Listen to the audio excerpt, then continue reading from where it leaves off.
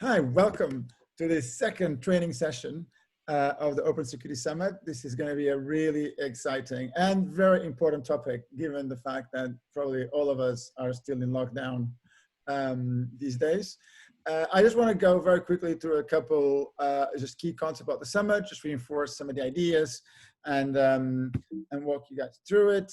So again, what you should expect here is it's about to learn a lot. This is going to be a 10-day high energy experience. We want to facilitate sort of collaboration between developers, security professionals, executives, everything. And it's really about having, practitioner-led training sessions, right? So we're basically trying to come up with sessions and that represent, real world problems. And actually going back to the topic we were just talking before the session started, you can still add new sessions, we can still add new ideas. Some of the best ideas sometimes actually happen during the summit. And the beauty of, this setup is we can actually expand quite nicely, right? As long as there is somebody who wants to organize a session, as long as there's participants who wants to join or continue to collaborate, then we'll make it happen. So what we really expect from you is to participate, be engaged, join in. We passionately care about what we do. So we also expect that, you should be caring a lot about, the topics and especially actually on a topic like this one with the COVID apps, which is also will affect all of us personally. We really want everybody to have mutual respect on each other. We will have different opinions. This is not about everybody believing the same way. It's about a diverse, multicultural, geographic, multi-ethnicity, environment. So, please be objective, try to understand that nothing's personal. Everything is just a point of view. We want people to challenge each other because that's how you ferment debate. But again, be focused on solutions. Let's try to avoid going in rabbit holes. It's super critical that everything in a summit is open. This is by design. Every video will be recorded. So again, if you don't want to be seen, don't turn up your camera, don't put your email there or name, but it's important everything here is open. Everything that we created the summit will be released on the Creative Commons and open source. And we also want to use the summit as an opportunity to create materials. So a lot of us have a lot of this data that sometimes get locked into whatever project we were working on or company we were working on. The summit allows us to actually collaborate and create materials and share it so we can evolve some of these conversations that sometimes get stuck because we can't share what we do. So let's again use that as an opportunity to share things across the summit. Respect is super important, right? We all here to collaborate. Nobody should be discriminated or feel hardship based on or harassed based on their race, gender, age, religious appearance, inexperience, or anything else. Everybody, we expect you to all be professionals on this. But if you feel any kind of abuse behavior yourself or anybody else, please raise to one of the organizers because we take it very, very seriously, right? This is about creating an inclusive community. It's about sharing with everybody. Nobody's 100% right. It's all about learning, and collaborate in a nice worldwide way. Here. So share your views. There's the hashtag OSS 2020. We have a Slack organization that we invite you to join if you're not there already and learn, right? Now, this is to learn and to create materials and actually sometimes raise questions that we can then take to the main summit and ask on some more, wider sessions with other types of professionals. So over to you and thank you for participating. And before we move over to Mark and Jay, I want to really say thanks to both of them. We have really, really good two badass guys here. And we're going to get a bit nerdy about the COVID contact tracing apps and different implementations of them. You can share your screen now. I think we're going to start with Mark. And you guys can ask questions, go on unmute and ask them at any time of the presentation. And I also will be monitoring the chat window here as well, whichever you choose. So can you see my slides? Is that visible? Yep, lovely. Thank you very much. So thank you to Open Security Summit for inviting Jay and I here. I'm very privileged to be joining the stage with Jay again. And this is going to be hopefully a very informative and useful kind of session on contact tracing apps, which are in the news. They're all around us. This particular crisis has not kind of left any part of the world untouched. So we're all affected in some way, shape, or form, every single one of us, either because we can't leave the house as much as we would like to, or because, you know, we have, forbid it, but friends and family who have fallen victim and have been diagnosed with COVID-19. So this is a very serious time and a very stressful time for a lot of people. And I think that there's some interesting innovations that are going on. There's some very interesting science and some very interesting technology. And one of those things that has come up quite regularly is this idea of contact tracing apps. So what this talk is going to be an analysis of 4 of these. You'll see why there's 4 at the end. I only need to cover 3, but the last one, DP3T, is very, very close to the Apple-Google protocol. So I'm going to go through the NHS COVID-19 app, I'm going to go through the BlueTrace protocol, and I'm going to go through the Apple-Google protocol with the little DP3T extension at the end. And I'm just going to give you kind of like a walking tour of how they work. I'm not going to get too nitty-gritty. I'm a mathematician by training. I can get ultra nerdy with the maths. That will be for the after session. I make every apology for my lack of apology about the mathematics that is here, though, because we're talking about things that have a very core cryptographic component. So what this is going to be is an analysis of these apps. What it isn't going to be is a kind of a summary of fear, uncertainty, and doubt about these applications and sort of nefarious ulterior motives, or just me screaming endlessly into the void. It's not going to be that. I want this to be a structured, kind of useful, conversational talk. So if you have questions, unmute yourselves and let me know. That's absolutely fine as I go along. But this isn't to vilify the apps or to praise them in some sort of sycophantic way. The idea is to give what I think is a professional and honest appraisal of what's actually going on with these applications. So the main focus is going to be on cryptography and privacy and design. So I'm going to look at the cryptography structure of these apps, not into mathsy detail, but there are formulas, fair warning, but I'm not going to sort of go through them in too much detail. I'm just going to give an overview of what's their structure, how they put together, what primitives do they actually use. Then I want to talk about privacy preservation and considerations around that. Potentially you are dealing with very sensitive information. Whether you have a medical diagnosis is medical data, and that is incredibly sensitive, if not the most sensitive personally identifiable personal information that we have, okay? So we have to make sure that the privacy concerns are met, especially with the way in which we execute these apps through the technologies that we're choosing to use. And lastly, I want to have a look at the fidelity of these implementations to their reference protocols.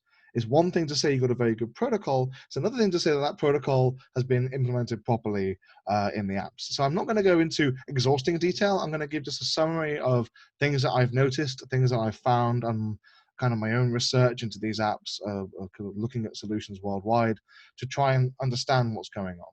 So why? Why are we looking at these apps at all? Surely, you know, we're putting tens of millions of dollars in each country into these things. Why? Well, the reason is it looks like they work. Now, the example that is held up is South Korea. They had a lot of success with the apps, or similar apps to the ones that you've seen in the Western media. Now, it's one thing to say that they succeeded because of these apps. I mean, it could also be that they were subjected to SARS and MERS in previous years. They've had previous pandemics pass through their countries. It could be that they had some level of preparation there. But certainly these apps do play a significant role in their management of the outbreaks throughout their own countries. So to that end, you want to have a look at an overview of what technologies are available. So we're going to implement these contact tracing apps. Why? Sorry, how? How are we going to do this? Well, first of all, you've got some passive options. So you might say GPS. Now, GPS is very good. Every phone has GPS. It's very low power. We leave it on all day anyway. Why wouldn't we use that? Well, GPS is accurate roughly to the minimum kind of distance that you should be from a person, another person, to do with social distancing. As in, if you're closer than 2 meters, closer than 6 feet, then it is a much marked increase probability that you will actually give rise to contracting COVID-19 yourself by catching coronavirus. Or you might look at something else like SS7.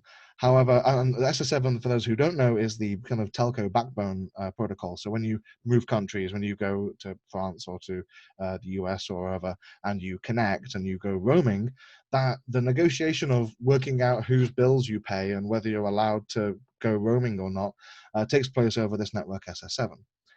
However, the contact or the location services there are not designed for this level of granularity. You're asking for a very small area of kind of error, a very small wiggle room, which 6 feet is not that much on a global scale. So a lot of the systems that we have that are quite passive aren't designed for that. They're designed to say, well, they were generally like in Tesco's, or they were generally like near that park or driving along the M4.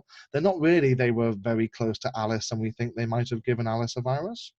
So then you go to active options. Now, active options usually have various properties you can use for working out how close you are. Principally what's called the RSSI, the Received Signal Strength Indicator. Now, the RSSI, the way you measure distance using that is a kind of finger in the air.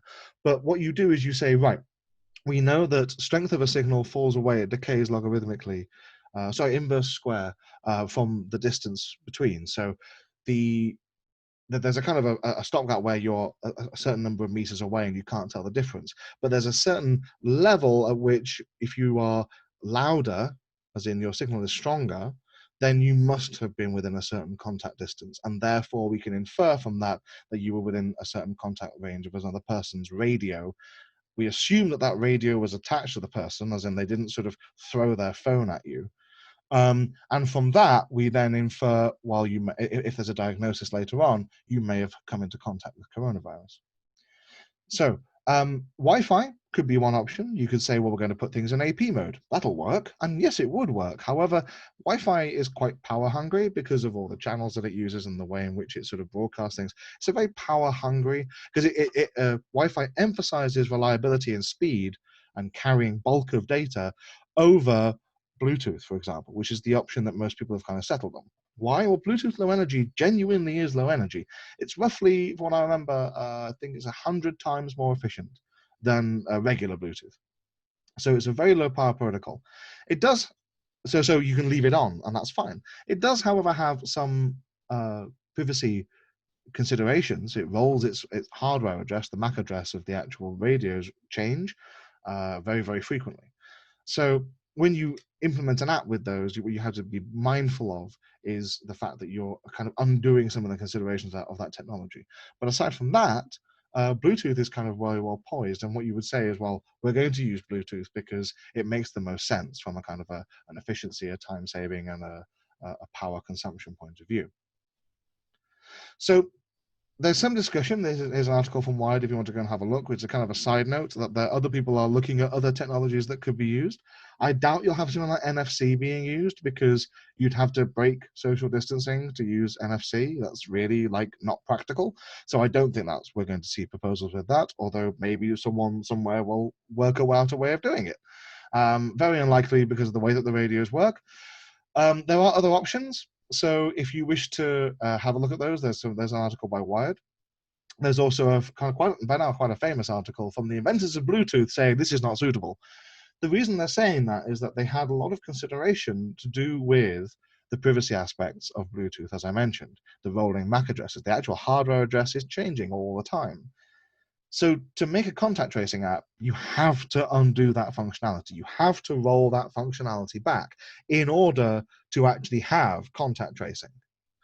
So the reason that there's lots of cryptography in these things, and the reason there's lots of kind of considerations of what data is going where and who's generating what and is it generated securely, is precisely because we're trying to build a crypto system that preserves privacy but gives you some way of knowing that you were near a particular device at a particular time.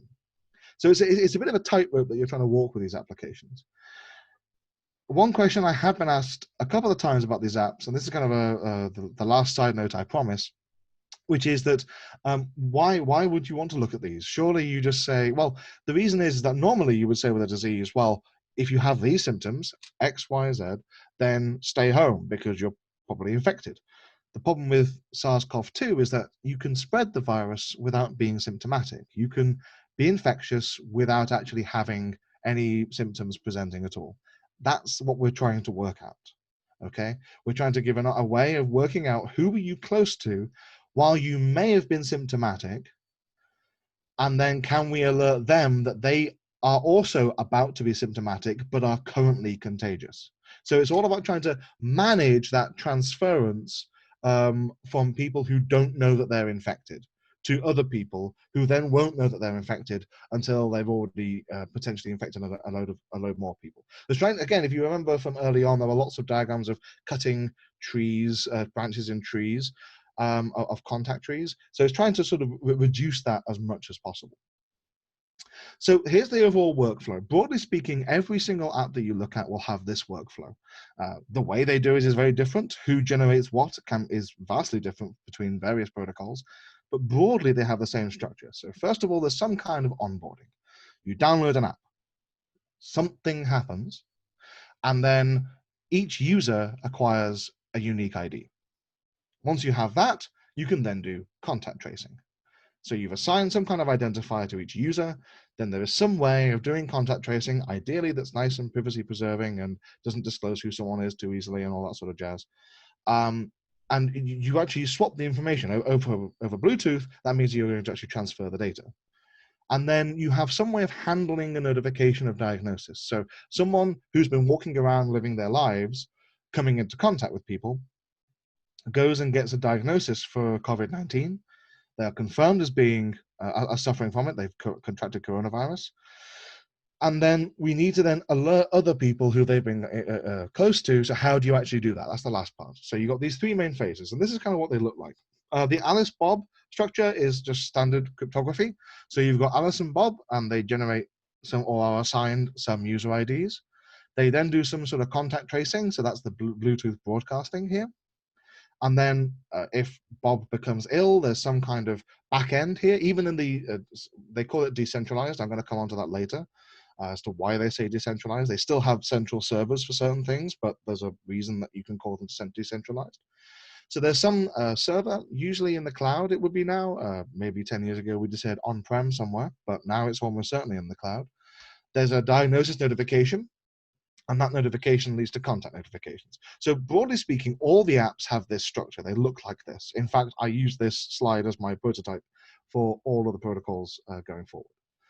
So when we look at privacy and security, what are we looking at? Well, can any part of this workflow in the red box, which is the diagnosis notification and contact notification workflows, can they be compromised? What do I mean? Well, it's advantageous to me if I'm a criminal to, not have people in a given area. So if I could make like Slough stay inside for a week, how many ATMs could I rob?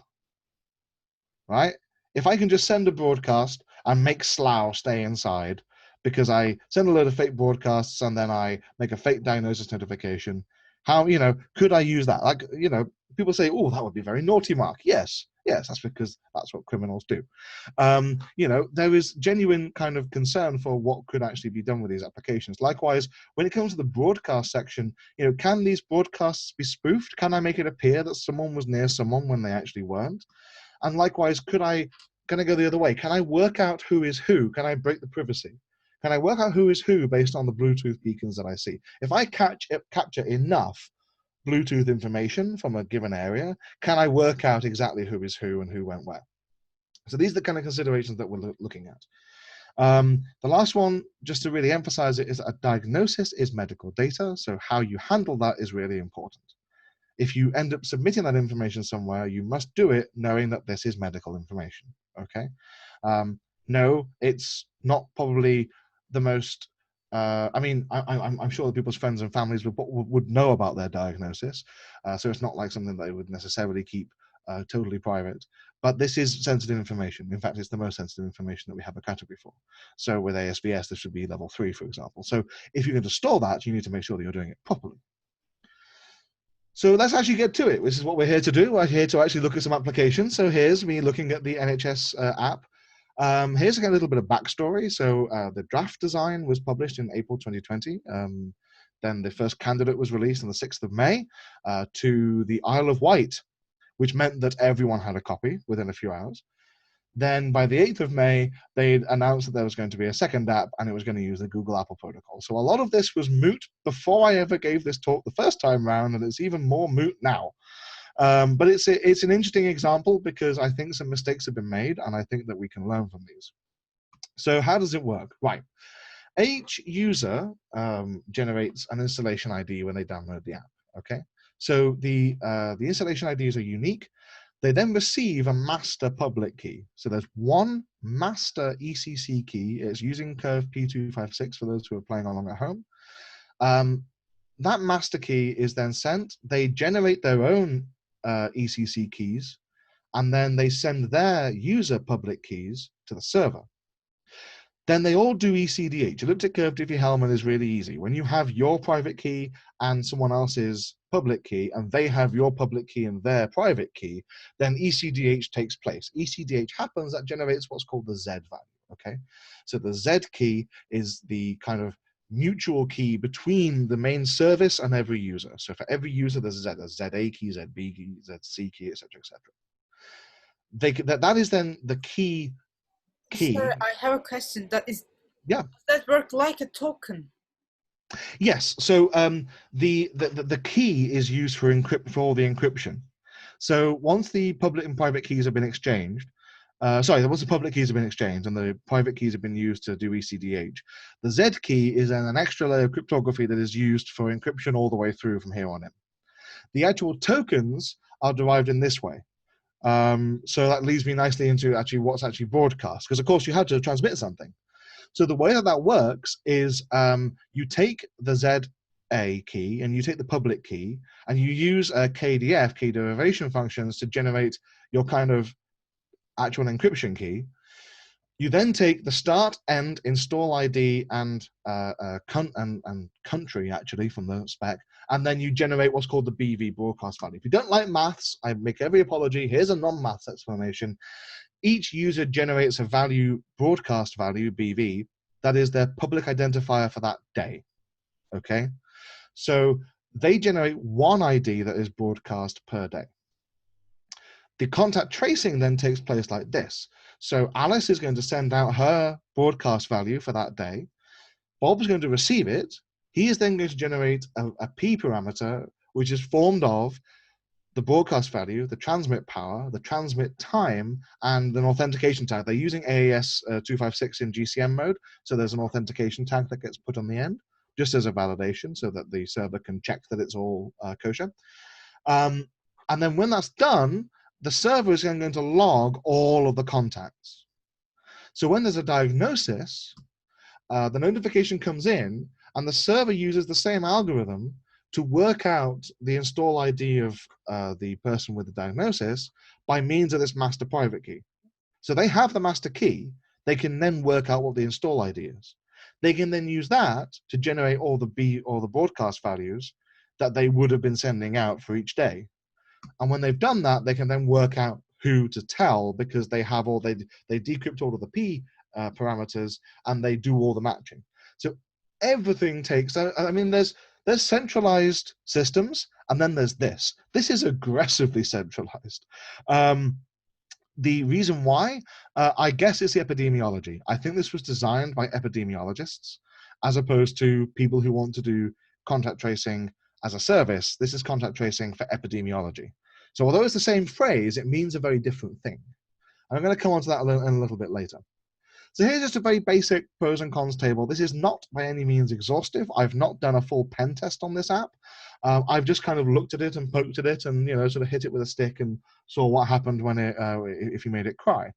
So the central management takes care of everything. Like data isolation is completely separate from any user. There's nothing on the phones except for the installation ID. Okay. The cryptographic primitives in play are really strong as well. So it's ECC P256 curve, it's AES GCM, AES 256 in GCM mode, a Galois counter mode. So it's a very convoluted block mode that uses a Galois group to add an authentication tag at the end. So it's a kind of an authenticated version of AES. Okay. So very strong crypto, like really, like sort of, you know, very, very hard to break crypto. However, it does have some very, very heavy processing requirements on the back end. Like everything is done in the back end, literally everything. So scaling this is definitely one challenge. There's also a single master key. I'm going to talk about this in a moment in great detail, but there's a single master key that's the linchpin of the entire system. Someone mentioned earlier, they asked a question about the Z value, the Z key. I have a question that I still, a month on from first reading this, don't understand why it's there. I mean, I can see what it does, but I don't understand its raison d'etre. I don't understand its reason for being there. And the last con that I'm going to mention is the broadcast values. They're valid for a whole day. Other protocols, they're valid, the equivalent things, the things that are sent out over Bluetooth, are valid for about 10, 15 minutes. So if you catch someone's broadcast value, you can follow them for the whole day using Bluetooth. So the single master key design is archaic. It is, the way it's been designed here is utterly unsuitable. I've not been very kind in my comments publicly, but that's because I think that this is a really, really, really bad design. I think I sort of made one comment that said that I think the first draft of this was made in crayon. I mean, I'm being facetious and maybe inappropriately so, but I mean, it's really bad design. So if you think about it, there's one key that is responsible for all of the communications, all of the contact tracing, and all of the actual negotiations between the users and to work out what their install IDs are and to get the broadcast values and all that jazz. There's one key. So if there's any compromise of that key, now a loss of a key means many things. It doesn't just mean that, oh, it's on that USB. Oh, where's that USB stick? It doesn't necessarily mean that. It means it was compromised. Someone broke the key, cracked the key. Someone stole the key. Someone deleted it. That happens. Like, these things actually happen in production systems. And there's one key that holds the entire thing together. And that's a really dodgy design. The real risk from my point of view is that if you have a developer who maybe isn't as aware, it's tempting, I think, that the developers might look at this and say, well, this is a perfectly good design for the NHSX, so therefore we'll use it. I think that's the real thing that irked me about this design, that not just that it was very 2005, but that it was so kind of such a bad example for 2020. Never mind just, sort of a bad example in general. So just a question, sorry, on Yes. those IPs, right? Okay, I haven't looked into this, but couldn't you do a lot of these just with some GUIDs? So what you're alluding to there is how the other apps generate things. So that question is going to get answered when I look at BlueTrace, which is next. But Okay. yes, there's ways of generating these things. You'll see the topology changes quite a bit in BlueTrace and in Apple Google. So I'm going to graciously gloss over that just for now, with a proviso that I hope that's going to get answered in a minute. Brilliant. There's also a question in Sure. chat. You mentioned AES in GCM mode used for Mac only, or is there an AES key used for confidentiality? The AES key is derived entirely from the elliptic curve negotiated keys. So the key derivation function, I won't go back to the slides because there's lots of animations, but the key derivation function is using the Z key and the public key to generate the AES key. So that's used for the kind of local confidentiality of the system there. But the fact that it's using that Z key that is then ephemeral to the server as well means that the server has complete visibility over everything. So when the notification happens for diagnosis, the server can completely work out what someone's installation ID is. I mean, they can do it without a diagnosis notification. There's nothing to stop the server decrypting it on reception and then storing it unencrypted, which is why I mentioned that it would be nice to see how the backend works, because that would be quite sort of, that would not be in line with the protocol that's outlined from the NCSC. So there is a follow-up question to that. So the purpose for Mac matching with the Mac ID, or is it for encryption as well? Oh, so the Mac IDs are generally left alone. So the Bluetooth hardware Macs, you mean here, yeah? Probably. So so Bluetooth Low Energy has rolling hardware addresses by design. It also has frequency hopping by design, so it doesn't cause too much interference with any particular device. So like they're designed to kind of keep out the way and also to make sure that people can't follow you. So necessarily you have to break part of that design, which is the privacy aspect, the rolling MAC addresses. However, in order to do that, you have to then bear in mind that you are kind of sidestepping something you have to be careful about how you sidestep it. The Z keys and the AES keys, there's a lot of crypto. Let me move on to this slide here because I think this might help answer some of the question. I don't understand the Z key. Like I mean, I understand it. I see where it comes from. I see where it's used. I know why. I know what it is for ostensibly, but I still don't see why you would need it. I think you can just have. I think Dennis mentioned this. That you can just randomly generate UUIDs. There's a whole library for it in Java. And you just generate these and just, send those encrypted to the server and say, this is my daily key. There you go. If you see anyone else seeing this, then they saw me. Like, I don't see why you couldn't do that with this particular setup. It just seems overly engineered. So here's kind of, one person did actually say, well, clearly it's for data at rest then. And I'm like, yeah, but like if you can compromise the master key, you're probably compromising the database as well. And then everything's gone anyway. So the Z key doesn't offer you any protections that I can see because you've got all the key material present if you're on the server. Or, you're kind of negotiating stuff that doesn't really need to be negotiated. I just don't understand it. I mean, if someone knows, please let me know. But I just don't immediately see what it's for. When it comes to implementation, there was an interesting moment when I realized that they were using a very, very bad random number generation. They were using java.util.random. The reason they're using that is because it's in Bouncy Castle. And the reason they're using Bouncy Castle is, and I quote from the comments in the GitHub code, because we need pointwise access to the curve. Why? Why do you need pointwise access to the curve? You don't. You've even said you're using other primitives. I don't see why you need it. So Bouncy Castle came back to me and said, well, actually, this should never actually be used. And I'm like, that's lovely, but I still don't know why Bouncy Castle are involved. No disrespect to them, but a friend of mine was removing Bouncy Castle from Java app, from Android Java code 5 years ago because it was seen a bit old hat.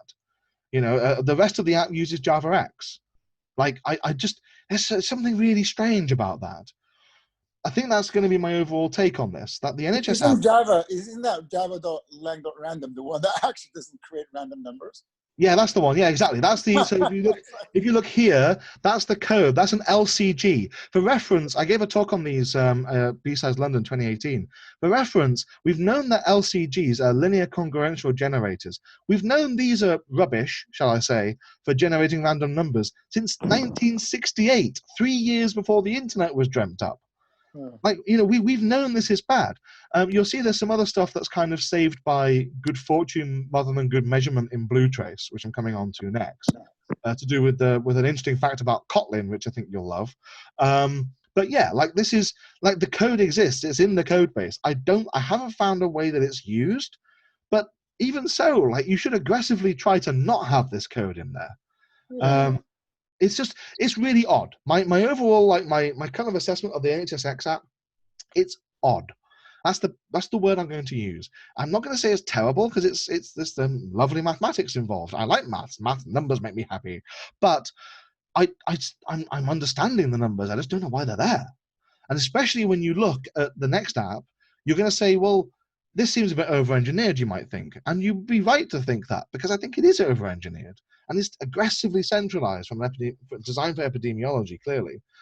But if you're interested in further resources, Tim Brown has got a nice GitHub repo with lots of stuff on. I think he's got my slides linked there from when I gave the previous version of this talk, and he's got other bits and bobs sort of accruing there. So that's a good resource to have a look. Tim Machine's doing some really nice stuff generally, so have a look at his GitHub. There's some good tools on there as well. So yeah, he hasn't paid for this endorsement. I'm just saying it's good stuff. And then some resources are here as well. Like I said, they've actually said they're not going to do this app further into production. They're actually paying Zulke Engineering in Switzerland £3.8 million to implement someone else's code that's already working. So that's like, thanks. I actually don't think they can. I think the license on Apple Google has some provisions. I think it has to go through NHS. But if you want to look at more, Professor Bill Buchanan at Napier has done some really good blog posts on the NHSX cryptography, some really nice diagrams in there, which were inspirational for this as well. And then there's the original NCSC cryptographic overview. So moving on to BlueTrace, this was developed by the Singaporean government for the Trace Together app. So if you want to download that, that's one of the in production contact tracing applications. It utilizes Bluetooth in a similar way, and it works quite differently. So the health authority generates the trace ID for you. I'm going to show you what those mean in a second. Fun fact, do not confuse this with Open Tracing, which is a debug software framework. As OpenTrace is not Open Tracing, and someone was like, why are we using debug software for doing contact tracing? And I was like, we're not. I was like, yes, you are. And I'm like, no, you're thinking of Open Tracing. Oh, yeah, it's it was kind of a fun moment on an IRC channel. So here's how it works. The user downloads the app. They give the phone number to the server, and the server gives them a temporary ID.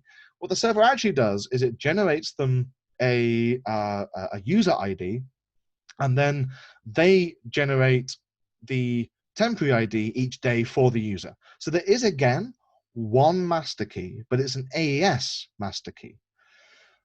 So it's not like there's one key that's tied into all of the ephemeral cryptography through ECDH or anything else. It's just one key for these IDs. So the worst possible case is that you just start using a different key the next day, and then maybe you lose some contact tracing information. But ultimately, there's a lot less risk. It's still not ideal. I still say, please don't do this. No master keys anywhere. But it's not as bad as the previous master key. So here in this solution, the health authorities server gives you, they take your phone number, they generate you a user ID, and each day they give you a temporary ID. That temporary ID is then what's transmitted. Okay, so each user logs their interactions by storing the signal strength and the temporary IDs that they see. So at this point, the server doesn't get any notification. There's already the first major difference, second major difference rather. The server doesn't get any notification of who's seeing who, where, or when. So, there's some kind of privacy preservation there, because the only time that there's any information exchange is when the diagnosis occurs. When there's a diagnosis, the diagnosis notification says, right, you're in the hospital, you'll be asked to submit your data, at which point you send the health authority server the temporary IDs that you saw. So you say, I have been in contact with all of these people because I saw these IDs. The health authority then works out which user IDs it needs to alert, and then can do notification. They do it by SMS in Singapore. So it's a very different way of working. The server has a lot less to do. The cryptography is a lot lighter, although it's still good cryptography. It's AES and GCM mode again. But you're asking a lot less of the tech, and there's no kind of aggressive, sort of centralized tracing. So, the pros are that the app is basically expendable. You can stop using the app but still benefit from it, because your phone number is linked to your user ID, and if people saw your user ID, they'll know that maybe they were in contact with you. The cryptographic primitives are still very strong, and users have complete control whether they send data, whether they disclose who they saw to the health authority. Again, you've got a single master key, which is not ideal, but it's not the same sort of sprawling cryptography that you saw in the NHS app. The opting out is a bit problematic, because you have to rely that the person who's going to delete the records is going to do a good job of that. So again, you need to see the back end code to really get a proper picture of what's going on. And kind of it's a good and a bad thing that users have complete control. From the NHS app point of view, the users not sending data would mean that there would be no epidemiology to do, but it's good for privacy. So that's kind of, you can see this as a pro and a con. It kind of fits in both columns if you squint hard enough. So the fun fact I alluded to earlier in implementations, all of this app is written, OpenTrace is written entirely in Kotlin.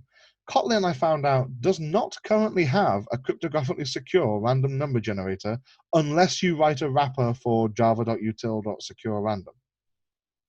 At all. It doesn't have one. There's a thread there, issue 184 in Kotlin Keep.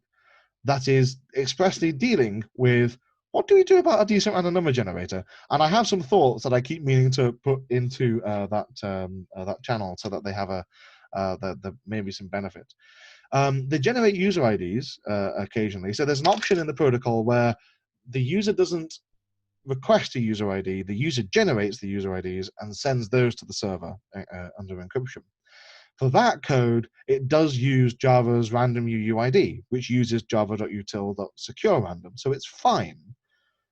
But and the reason it uses that is because the Kotlin code for it is just a wrapper for the Java code at this particular point. So it's absolutely fine, but it's kind of like it's fine through good luck than good management, I think, unfortunately. So the last thing I want to say on this is that the centrality of the storage is kind of nice, and their paper is the only one I've seen where they give a rigorous kind of protocol for swapping information between health authorities. So they take into account how health authority A is going to send and or receive data from health authority B. So that's kind of interesting. Again, links are in the paper. BlueTrace.io is the website. OpenTrace is on GitHub. And you can sort of read the white paper links there. These slides are going to be online as soon as I'm done. So I'm going to talk about the last two kind of together because they're basically the same protocol. One has a few differences. This is the GAPL protocol, or if you prefer, it's the APUGL protocol, or I'm just going to call it the Google Apple protocol. The history behind this is quite interesting. The first announcement of this was on 10th of April, and everyone went, sorry, what? They had a little cry collectively, mainly because we weren't sure what was going to happen with it. There was a version 1.1, which was in 1.0, I think, didn't make it out. 1.1 did, for sure. There was a lot of feedback, shall we say. Some fairly strongly worded feedback at times. And then by the mid-April, they had the version 1.2 out, which is actually, when you compare the two, they're very different protocols. By the 26th of April, Germany had agreed that this is what they were going to use. I point that out because Germany has some very strict privacy laws. So if the Germans are going to say that this is something that they'll use, then they've probably had a very long, hard look at it from a privacy point of view. The UK 2 days later sidestepped it, though. They just didn't mention it at all. They were like, we might use other protocols. We might. So there's a lot of key terms. I'm just leaving this slide here if anyone wants to get a screenshot for reading later. But realistically, there's only a few things to sort of read here. The exposure notification service is the actual Bluetooth service. They've got a name for it with sequence diagrams of how the Bluetooth should work. It's a very technical document. There's two very technical documents that tell you how the Apple-Google protocol works. There's a temporary exposure key, which is your daily key. And that is used to generate on the fly every 10 to 15 minutes a rolling proximity identifier, as well as a local storage key called the associated encrypted metadata key. So how do these kind of fit together? And then there's diagnosis keys, by the way. I'm going to come to what those are in a second. So how do they fit together? So you download the app. Alice downloads the app, generates an ID. The TE key is generated by Alice. The server has nothing to do with it at all.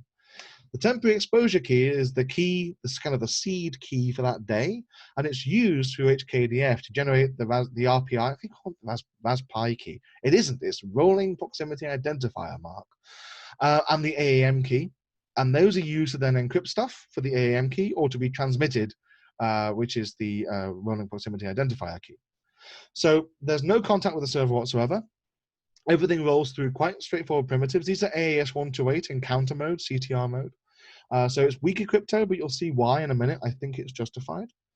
So the RPIs are swapped over Bluetooth. Again, the server has no visibility on this whatsoever.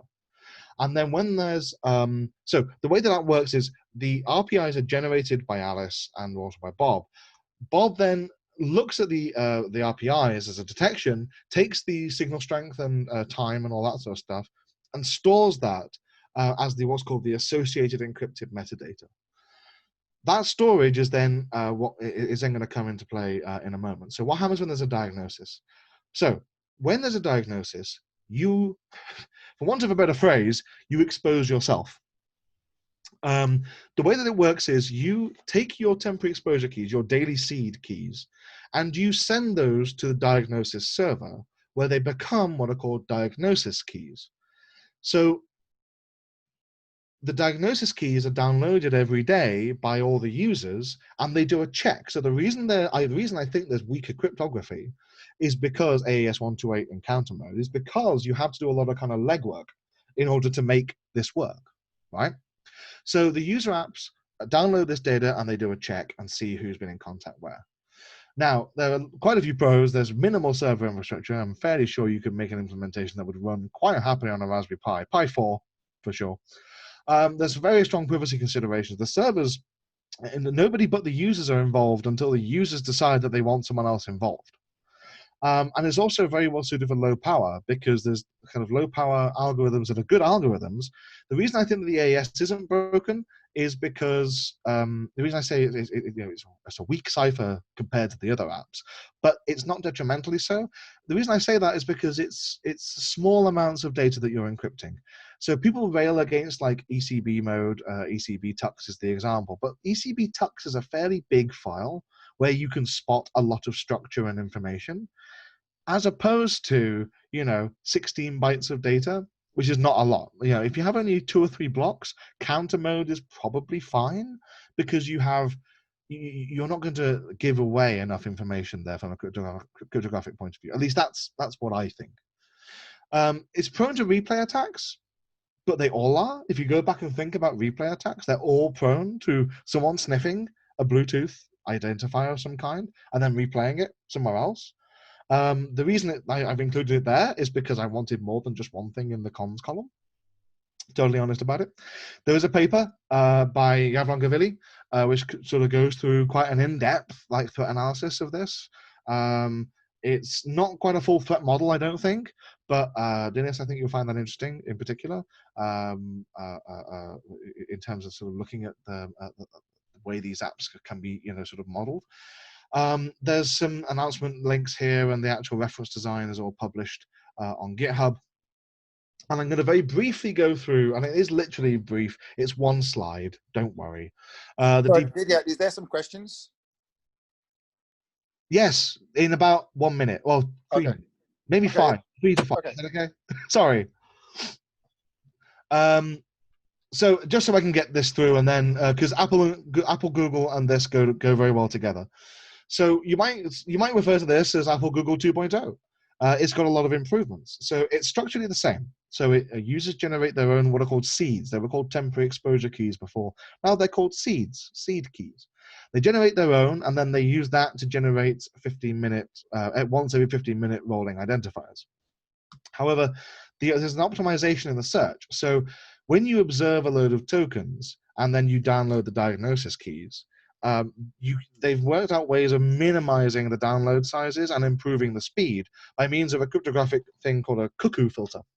So I'll sidestep the ins and outs and details of these, but it basically means you can download a kind of a hash table, which then you can just compare the IDs you saw to very quickly. So it's kind of, although it uses AES 256 and GCM mode again, so strong crypto is back, they offset the cost of computing things by means of the cuckoo filters and some other nice sort of hybridizations in the protocol.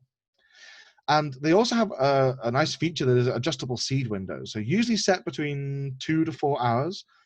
The seeds, what were temporary exposure keys in the Apple Google protocol, the seeds are actually generated every few hours. So the user can disclose which hours they want to disclose that they were around for. So if they get a diagnosis, they can actually say, I only want to disclose certain hours. So it's kind of like an even more granular take on sort of exposing your daily key. Well, now you're exposing your few hourly key. So if you wanted to only say, well, I'm only going to look at to say where I was during my commute, I don't want to say anything else, then that's all the information you submit to the diagnosis server. It also helps kind of line up and mitigate malicious retransmissions. If you sort of know that the key wasn't valid at a certain time period, you can automatically sort of rule out a particular detection as being malicious. So there's some nice kind of trade-offs in that particular feature of this particular app. So very, very briefly, and then I promise we'll jump into some questions. I decided that the best way to sum these things up is with emojis rather than more maths, with which, I'm sorry again. So cryptographic primitives, generally good. The Apple Google one kind of has me scratching my head a bit because they could have used like a nicer mode, like AES-128 and maybe a slightly better mode, CBC mode maybe. But you know, it is what it is. I think it's fine for what it is. The design, like NHSX, no, thank you. Nah, BlueTrace, it's okay. I still don't like the master key. And then Apple, Google, and DP3T, like I think they're actually hit the nail on the head there. For privacy considerations, Apple, Google, and DP3T do very well. NHSX is aggressively central. BlueTrace is kind of like, I think it's the phone number. The fact that they take the phone number and then they use that with the user ID. So it's kind of, you know, if it wasn't for that, then there'd be no PII being transmitted anywhere or stored anywhere. And then faithfulness of implementations. Last time I gave this, the last version of this talk, I hadn't had a chance to look at the implementations for Apple, Google, and DP3T. I now have, and they're actually very faithful. I haven't found a problem with them yet. I've not looked too hard, but I haven't found any amazing issues with them. And likewise, sorry, the NHSX and BlueTrace, I don't really rate, I'm afraid. There were some real issues that I think that considerations weren't taken in good time. So here's a load of links. Screenshot that. I'll put it up after I've given the thank you slide. But these are small things you can look at. PPPT, NTK is the pan-European offering, going head-to-head with DP3T. And Robert, and there's another one called Desire, which I don't think is here, which are now sort of up-and-coming protocols on the side. So thank you to Anne Viner for giving some very good feedback and very good conversations. Tash, David, and Emily for being wonderful people and very helpful. Colleagues, Dan, Ashley, Stu, Vlad, Evangelos, Adam, and Freddie for being amazing and very supportive. I will take questions and comments, and I'll leave this slide for those who are interested in care. Thank you very much for your time and attention, everyone. Thank you. Thank you very much. It wasn't as nerdy as I was afraid of. I'll go back to the start and go again then. Look. Because I'm not a crypto nerd as you are, so but I was able to on average understand it, not too much detail. But there is one question from Rustam, and he or she asked this while we were transitioning from the Google app to the DP1. Are they using CTR mode because it is more of a stream cipher in this instance? Essentially, yes. They're basically using so AES encounter mode is basically AES in stream mode, kind of. There's someone's gonna send me hate tweets for saying that out loud, but it kind of is, and it works fine because you've only got like 2, maybe 3 blocks. Like you're dealing with up to 24, 32 bytes. So it's only a few blocks of actual AES that you've actually got to encrypt. So I think that it's generally fine there. You're not going to disclose very much there. And also you've got reasonably high entropy data going in. So going through, because they're randomly generated IDs. So going through a cipher just increases the entropy of that via the key, doesn't it? So, you know, I think that it's fine, and I think it's right to say that they're using counter mode because it's more of a kind of a stream cipher in this instance. I think that's fair to say, yes. Sorry, just one more. Have you found out what sort of padding they're using as well? I think it's the standard padding where you pad with the number that is the number of bytes that need to be padded, or whatever the standard is. There's nothing unusual that's going on there. They're using the reference padding, or at least that's what they say they're doing. I haven't noticed any difference in that, but I can give you some GitHub links if you'd like to go hunting. All right, thanks. Further questions? Anybody? You can unmute yourself and ask, don't be shy. Yeah. You know, on the threads between the multiple parties that are involved, especially, you know, the client, and so the clients, you know, almost like the relationships between the 2 users and the relationship between the user and the server. Have you captured that? Kind of like the risks and the threats and the use cases, and even like the threat actors and the kind of scenarios that we want to be protecting on. So I've the way that I've captured it in this talk is the slides right at the start where I had the red boxes just showing where potential attacks lie. I think that the big risks are to do with, so how do you handle a diagnosis is a very big one. The reason that the DP3T and Google apps get protocols get my kind of rating is because they never transmit actual diagnosis data. They just send keys. So like sort of they mitigate any storage of any association of a user with a user ID with a diagnosis. In terms of threat actors, like again, you're compromising Bluetooth, and I think that the DP3T handles that the best by having the rolling, so changing seeds regularly and then having rolling identifiers on top of that.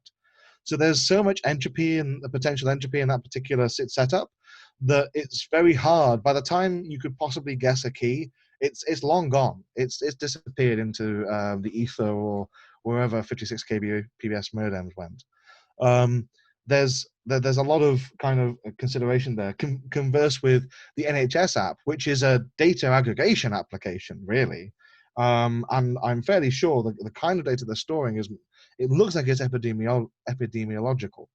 So there, all the onus is on the back end, which is the one part of the code base that we can't see.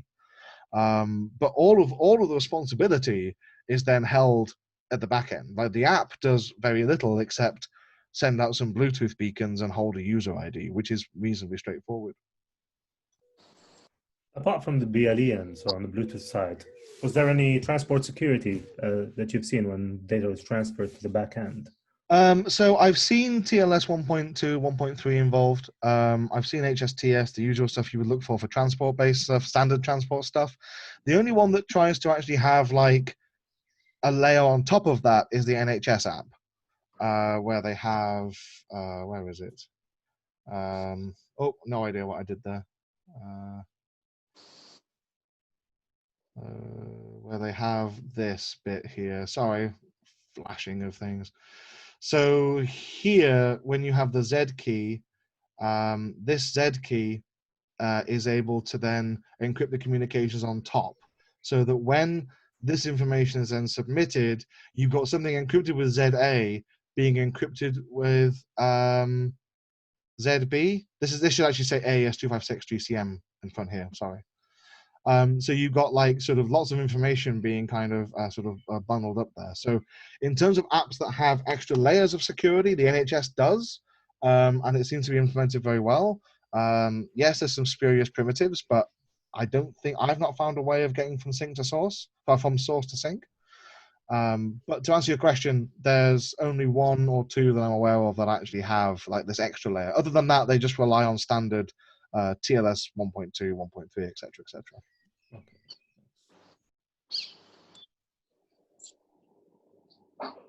Cool. So my slides will be up online in very short order. Thank you again. Where do you put them? I can put them, I mean, they're just Google slides, so I can put the link on Twitter. I can send it to people and distribute it however you like. If anyone has an aviary, I can send a pigeon.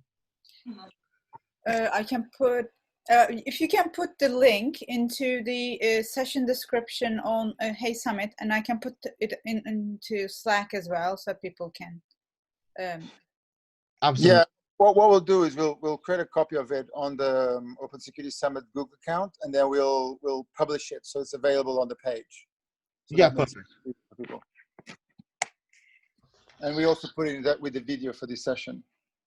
Excellent. Yeah, that's absolutely great. Yeah, cool. I'll send that to you now, Dida. Thank you. Jay, are we ready?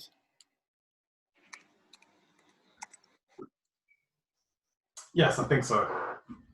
Does it let you to start sharing your screen, or do I need to make you host? Can you check? There's a button that says share screen. Okay. And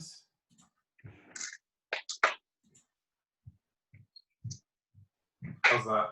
Yes. I made this mistake last time. I said I go after Mark, but he's such an awesome speaker. Now I feel a little bit nervous.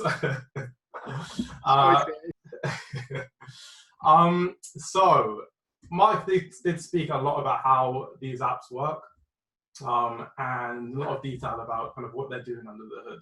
So I thought I'd take a slightly different approach to my talk. We're going to be looking at just the NHS app, but really I wanted to focus on kind of how these apps are being kind of reported about in kind of, you know, in the news, in the media, whether that's accurate, and then also whether we have a way to actually test that, right? Because, you know, we are security experts, we're computer experts. I don't think it's right to just take for granted what is being reported. We have the skills and the ability to kind of probe deeper. So I want to try and focus on that side. So we're going to try and take the app, and we're going to look at how we can actually go about trying to understand what it does and prove it. Right? Because there's one thing being told this is how it works. We want to prove it.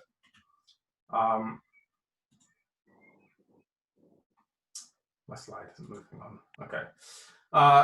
The reason why I kind of want to take this approach is because I started to see things like this, right? So this is just from a YouTube video from Channel 4 News about the app, and I just thought it was kind of funny how the like-dislike rating was so split like this. Given the fact that this is just a news piece about the application, you know, it didn't really talk about how the application worked or anything like that, but just literally just about the contact tracing app. Seems to have people quite divided.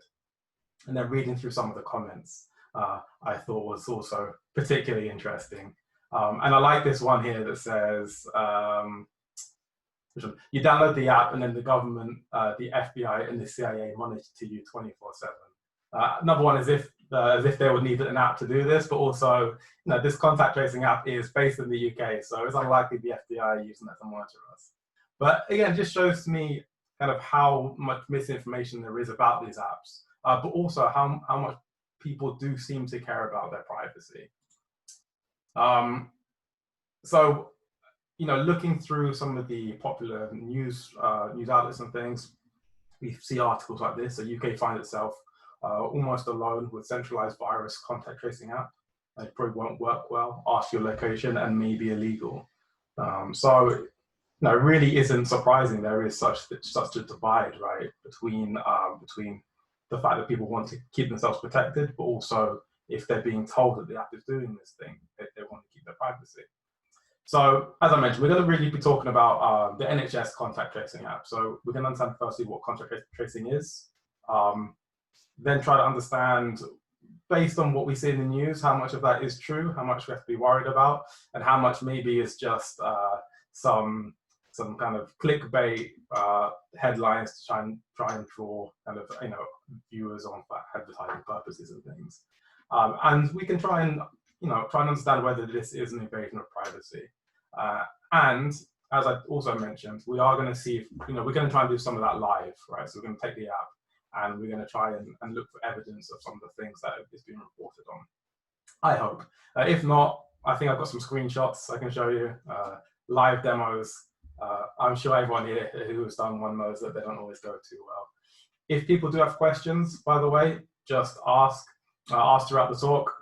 As I said, when there are demos, that's probably a good chance to ask questions, either about some extra information about what I'm doing, or about the app if we're waiting for things to fire up and stuff.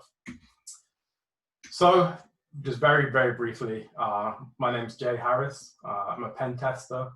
I work at Digital Interruption. It's actually my own company, quite proud of that.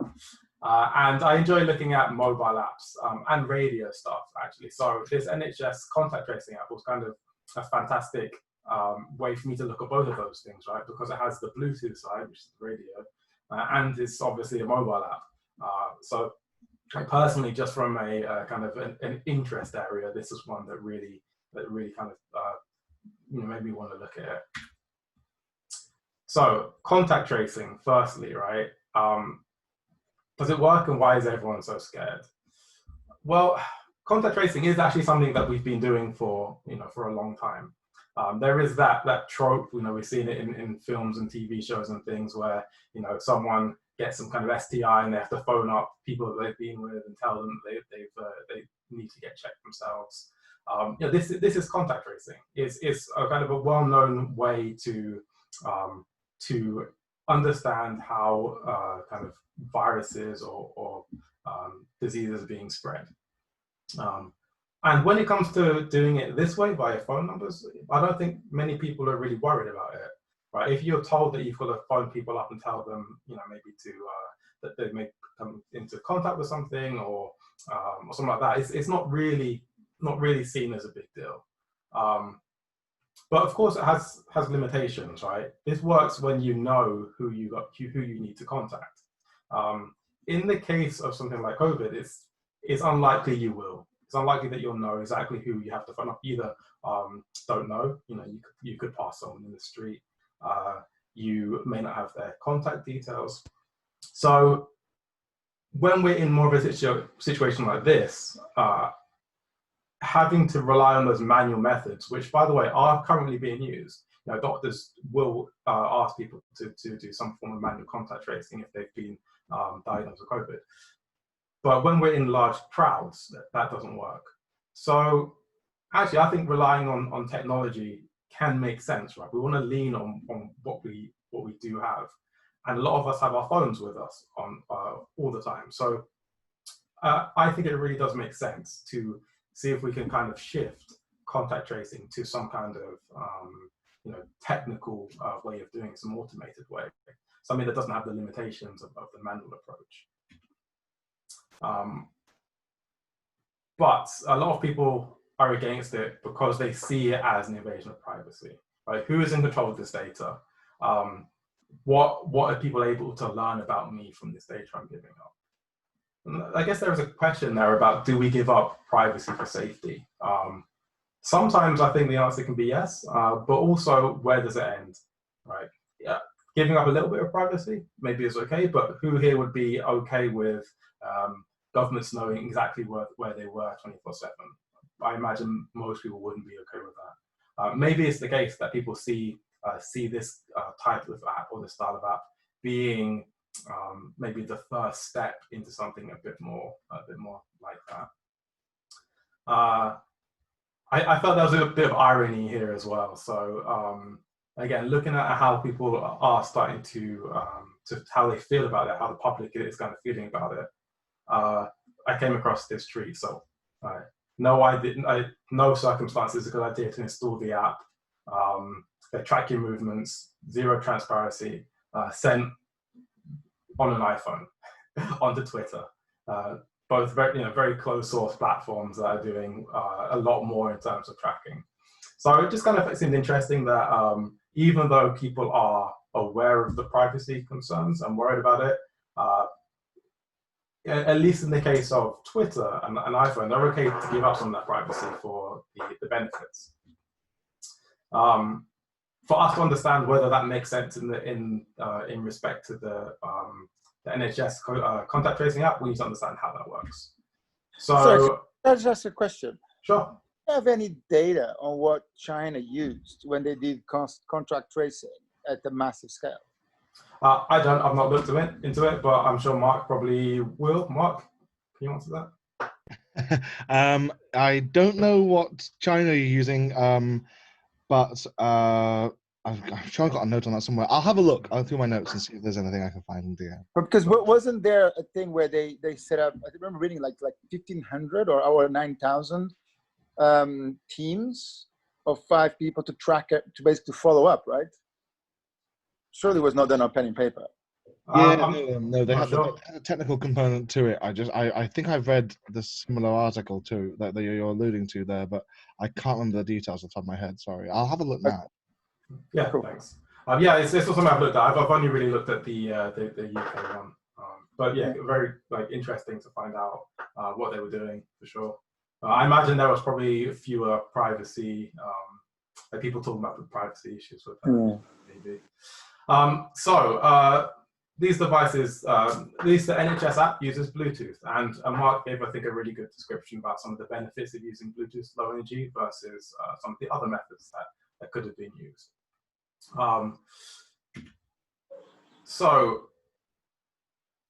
This is another article that I came across in the register.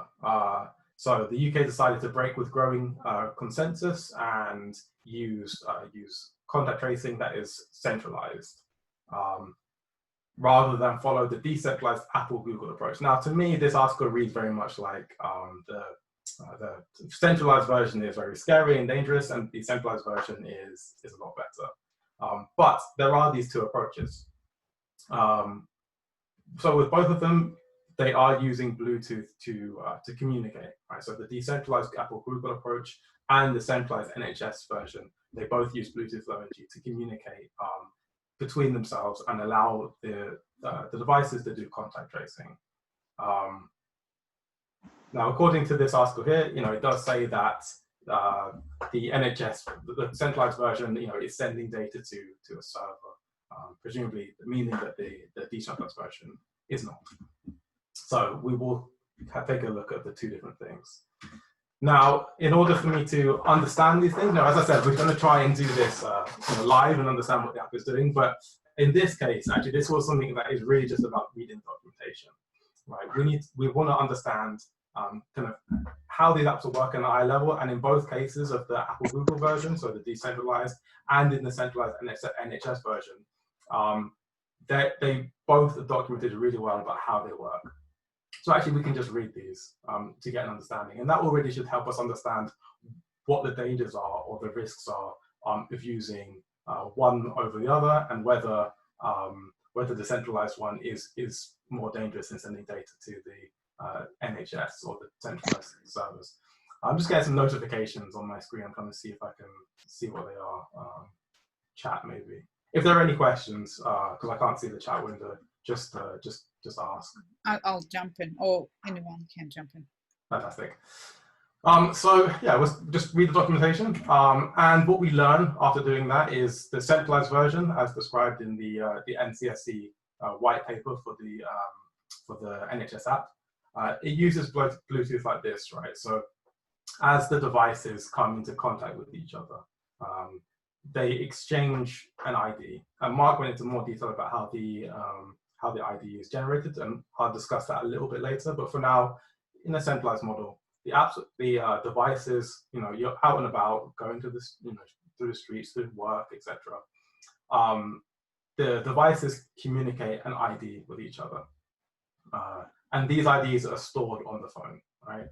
So, this device, I don't know if people can see the mouse here, but this device here has been close to this phone, and therefore it gets the IDs from both those phones, and it sends its own ID to both those. Pretty basic idea.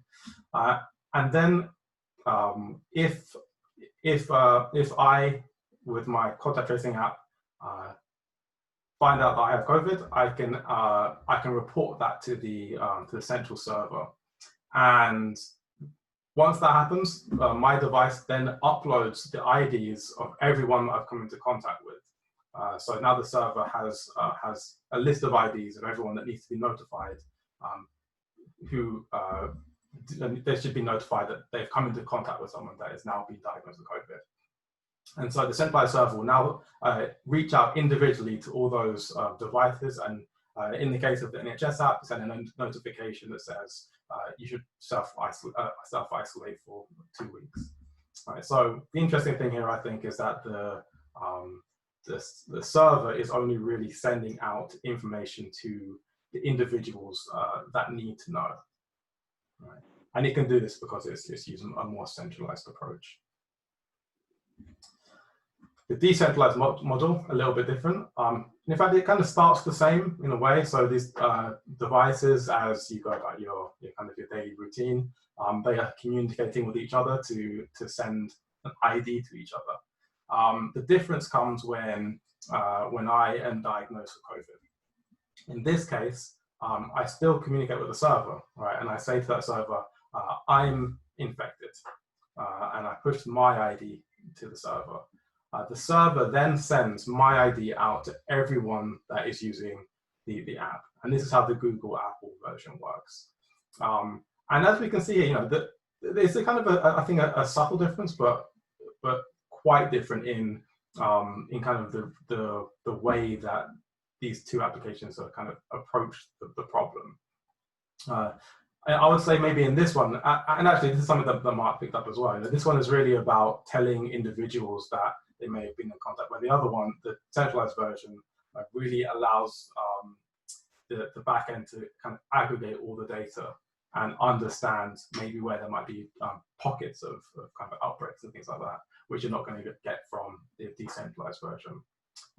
And also the decentralized version, because it gives the ID of everyone that is infected, there might be some security or privacy implications there as well, which is less of a problem with the centralized version. So they do both send data to a server. As I mentioned though, in the decentralized version, it's public data, right? Everyone should have access to that data, versus the centralized model, which is data that shouldn't necessarily be public. You can, as I said, you can also view the IDs of everyone that's become infected with the decentralized version. But the centralized version can be used to learn a bit more about proximity of the people. So with the centralized, you wouldn't know who's infected, but the government might be able to build up kind of like an anonymous proximity graph, which could be very helpful. I don't know if people remember in was a World of Warcraft years ago, when there was a kind of in-game virus that was attacking players.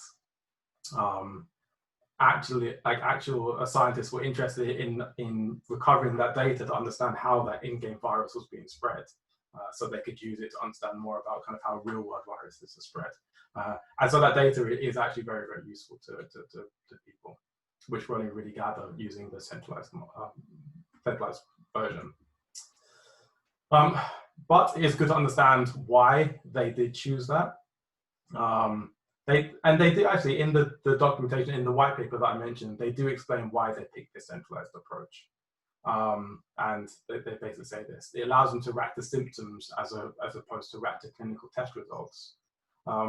With the decentralized version, you do need to have some kind of proof that you are infected, right? Because I send my ID and say, hey, I've been infected with COVID, and it shares that with everyone. Now, what the NHS are arguing here is that they're saying, with more data, they actually have the ability to analyze the data that's coming in order to detect kind of malicious requests, which means that with their apps, you only need to say, I have the symptoms of COVID, as opposed to I've been officially diagnosed with COVID. So it allows them to react to symptoms, they call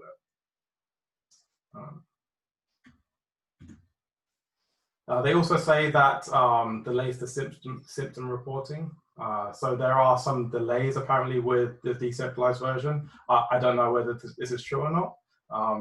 This might be related to apps as they're polling the back end, or maybe as there's some kind of like delays when they're uploading results, getting internet connections. I'm not really sure. I've not thought too hard about why that might be the case, but this is what they say. It's that, Jay. It's that. Oh, is it? Yeah.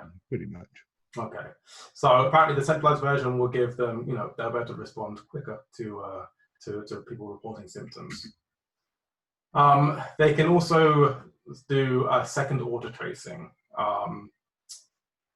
which again I think is a subtle difference, but it is a difference. So decentralized model allows risk to an individual, whereas the centralized model, they say, is risk from an individual. So because of these three reasons, that's why they've picked the centralized approach. Which I personally, I think makes sense. Everything is about risk, right? And this way, it does give the NHS kind of more information that they can work with. So location, that's kind of the big one that people are talking about, right? So again, from another article here, despite effectively granting itself real-time location tracking. So they're implying that the application allows real-time location tracking. So let's try and see if this is true, right? So this is probably the first time I've done a live demo streaming it like this. So there's a question before we go into Sure, go ahead. Would it be interesting to use anonymization techniques in the centralized version to meet some privacy requirements? So it is already fairly anonymous. We'll look into it a bit later to see whether that really is the case or not. But I mentioned that it's IDs that are being sent, right? So it's really about how those IDs are being generated, and if that is done in a kind of privacy-aware way, then there still is there's still is privacy. Again, we'll speak about this later, but the apps, they're not really taking anything, at least that I've seen, that is particularly identifiable. What they seem to be more interested in is these graphs they can build up of infections. So they would know, for example, that a lot of these people have been together and there have been kind of spreads there, but they wouldn't necessarily know kind of whereabouts in the country they were or who those people are. They would just know that there would be like pockets of kind of outbreaks, unless they added more information to that data, which who knows. I've not seen any evidence of that, but if they have other databases, might be possible to kind of take, okay, we know that these people have been kind of in this location and we managed to get their ID somehow and blah blah. But personally, I don't really think that's a risk that is exploitable, really. But yeah, let's see if I can try and do some live demos. But yeah, if there's questions.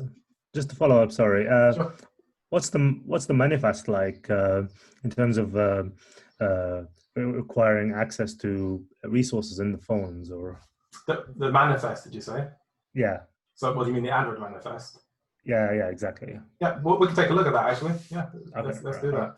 Okay. So I guess the first thing to do, I don't know how familiar people are here with this kind of analysis, like looking at apps on phones. If people are particularly familiar, I can just skip a lot of stuff. If people are not so much, then I'll go in a bit more detail. But so definitely just let me know whether you want me to kind of speed things up or slow things down. So the first thing that we'll probably do, if people can see the screen, is we're actually going to launch a shell on the device, right? So we have a way to communicate with the phone. And I've installed the app on the phone already. So I have the phone, hopefully here, my super secure pin. So we have the application installed. So if we use ADB, which is a tool we can use to communicate with the phone, so ADB shell will let us launch a shell on the phone over here. So the first thing we probably want to do is get the actual binary off the phone, right? So we can do PM list packages, the F flag, and actually let me just grab NHS. All right, so this is the APK. This is the binary that's actually being run on the device. And using ADB, we can actually recover that from the phone. Right? So we can do adb.exe, and then we can give it this path to the APK. And what that'll do is it'll transfer the application from the phone onto our desktop. There are other ways to get the app, and because this one is open source, actually we can download the source code, but I think it's probably more interesting to actually look at what's actually being installed rather than just what they say is being installed, which is why I tend to prefer actually looking at the app itself. So I've already done this, so I won't do it again. Second step would be to load it into a decompiler. In this case, I'm using JADX, really awesome. You could just give it the APK, say open file, browse to the file that we pulled from the phone, and what it does is it takes the application and turns it back into effectively source code. So we asked for that, mentioned the Android manifest, so like we can look at that, right?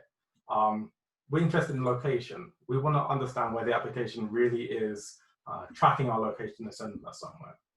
And what we can see in the Android manifest is actually it does ask for location permissions, which that in itself can be kind of worrying and indicate that they are doing that.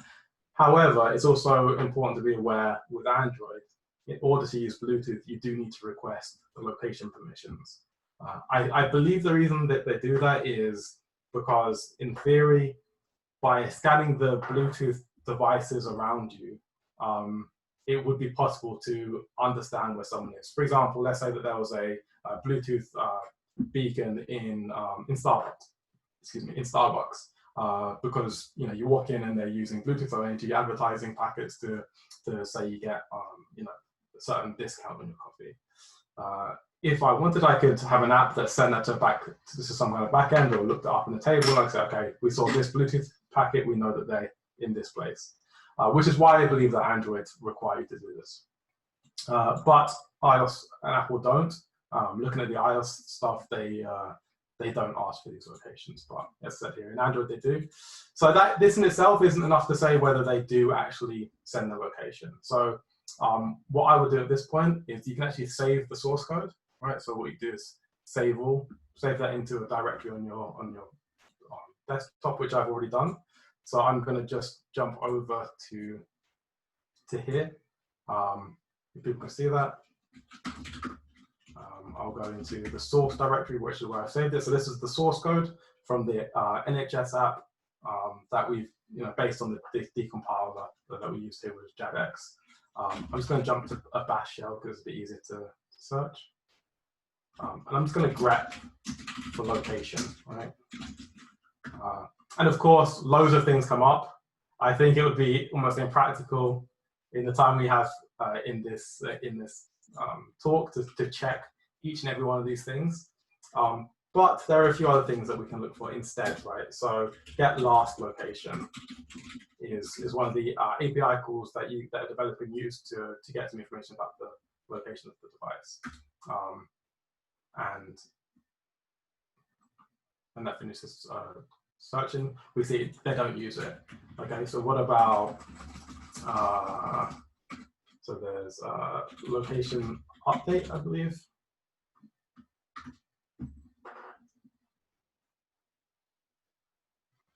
And again, doesn't exist. So they're not actually using any code that makes use of that API.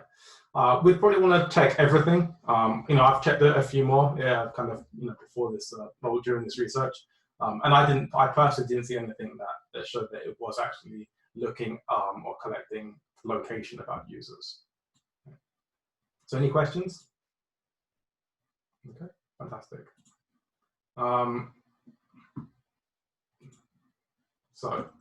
So we now we have some proof, at least some, we hope anyway, that the applications themselves are not actually collecting location data about users, despite what is being reported in some of the news.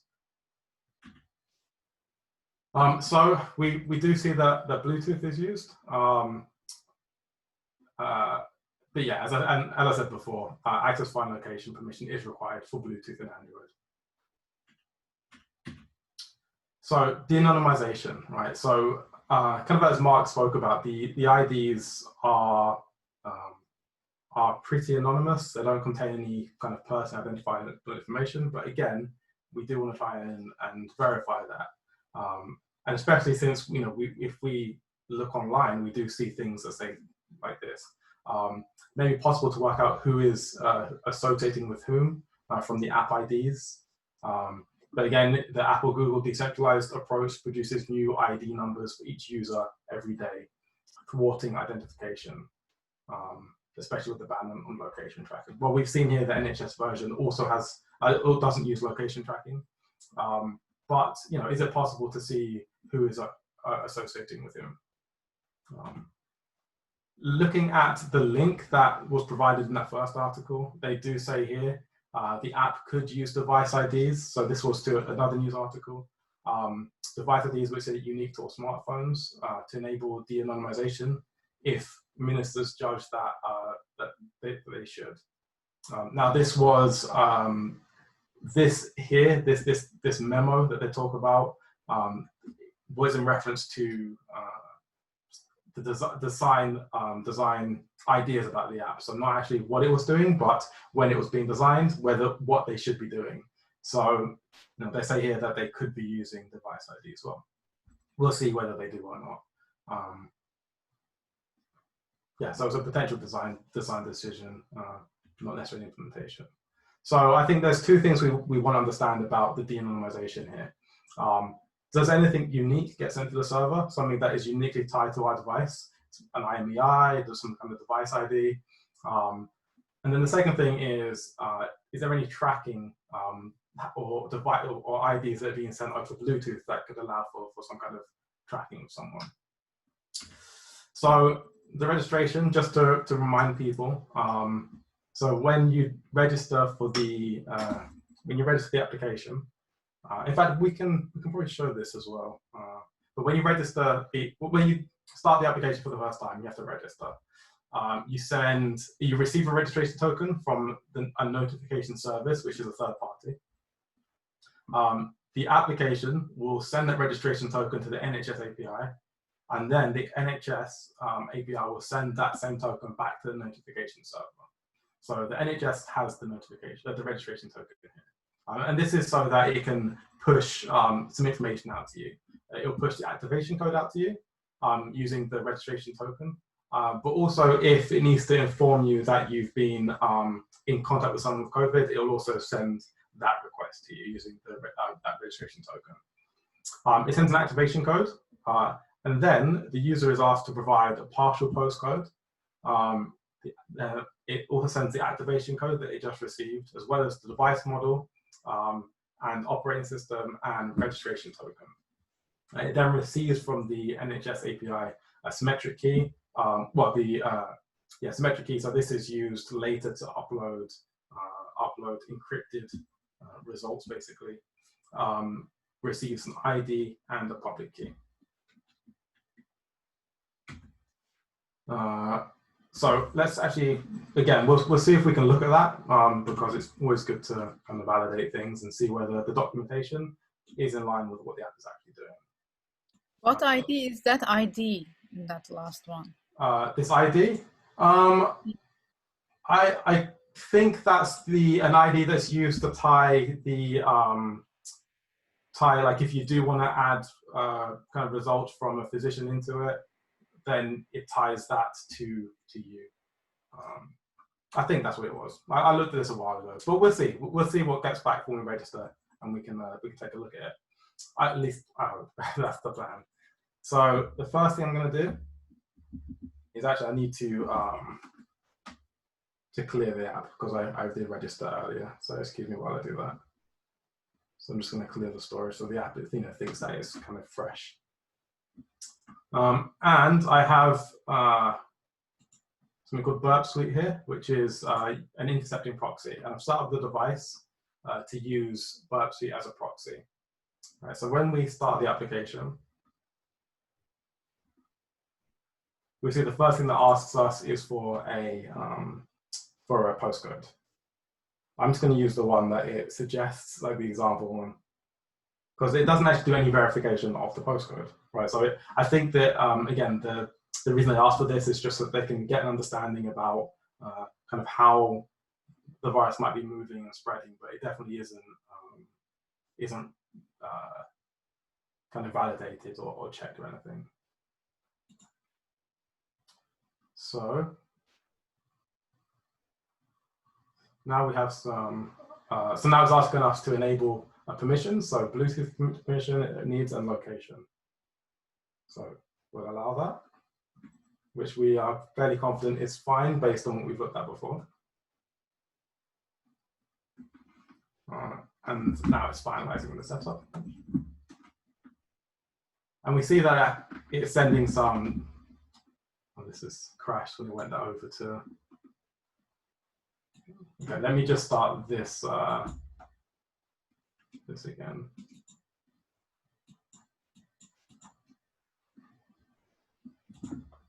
So that wasn't the phone crashing or anything, that was just the software I'm using to mirror the screen. So hopefully,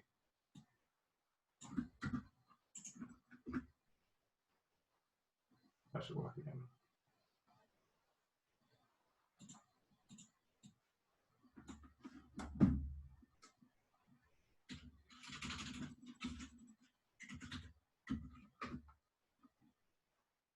Okay, cool. So here we've registered the app, and now we've captured the traffic that's being sent, right? So the first thing we wanted to see was, the registration, and understand whether it does match the, what we get from the documentation. So we can see here that the first thing, so if we look at the... Can you make the burp screen a little bit bigger, maybe? I can, the text is hard to read. Yeah. I'm not sure whether we can actually change the text size in burp. Maybe under options. No. Burp doesn't have the, unfortunately, have the best UI. But what I can... Bigger screen, don't worry. That's okay. I can maybe magnify. Whoa. Okay. Probably don't need 400% magnification. I'm sorry. I don't think I will be able to really show this too well. Maybe. Is that better? Is it easier to see? Yeah, I can. Okay, so we see registration, right? So we see here that when we register, and this is where it sends to the NHS API for the first time. So that will be actually at this part, registration token. So probably be at this part of the flow. So we see that it sends. I'm sorry, I have to just get rid of the magnification here. We can see that it sends this token, right? So this push token, and presumably that's the registration token. So that came from the notification service and then goes to the NHS. So that's what that there will be. The next thing it does is it receives an activation code. So if we look at the the activation code comes from the notification service. So you might see that somewhere.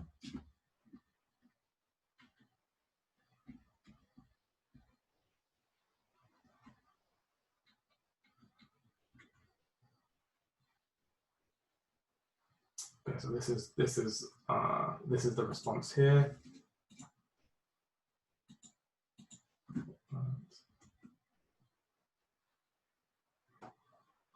So yeah, somewhere in here we should see the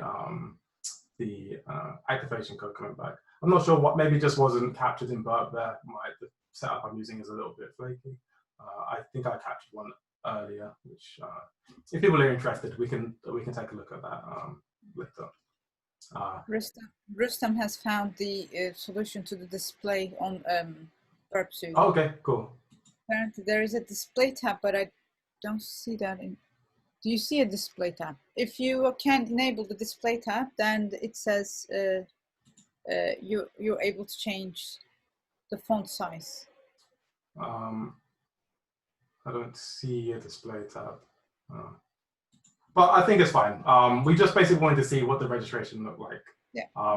And we can see it does send some IDs, but we don't see anything that is, in my opinion, particularly sensitive. Based on what I saw before, it did follow this exact module. So it doesn't actually send, other than maybe maybe the partial postcode, which you could say could be maybe identifiable, which again isn't validated. And the device model and operating system, that in itself I don't think is personally identifiable. Maybe that plus a few other kind of identifiers might be.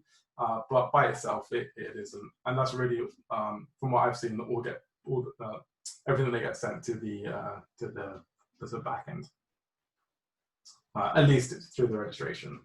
The other thing, though, that we might want to see is what gets sent to third parties, right? Because it does make use of some third parties for analytics. So the first one we saw was the notification service. So that is what this here is. And I don't see this as anything that is particularly sensitive. And also this is going to Google, right? This isn't something that is controlled by the NHS. So this is how the device registers for notifications, and it gets back the this token here. The other place that I've seen analytics is to Microsoft. And if we look at the data that gets sent there, we see, and apologies if this isn't too easy to read, but I read out, but we get the OEM name of the device, the operating system name, so in this case, Android operating system version 9. And some other information about the device, such as screen size. Again, nothing that is personally identifiable, nothing that is some kind of IMEI or device ID. So, I think maybe they should not send anything to third parties or for analytics. Saying that this is the beta version of the application, so I guess they do want to understand a few things about how the devices, what kind of devices are being used. So maybe in the final version, maybe they'll remove that kind of stuff.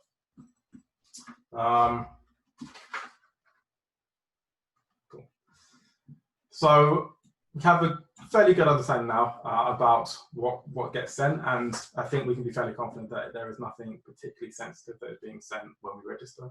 The second thing we want to answer though was about Bluetooth, right? What is being sent over Bluetooth, and is that identifiable?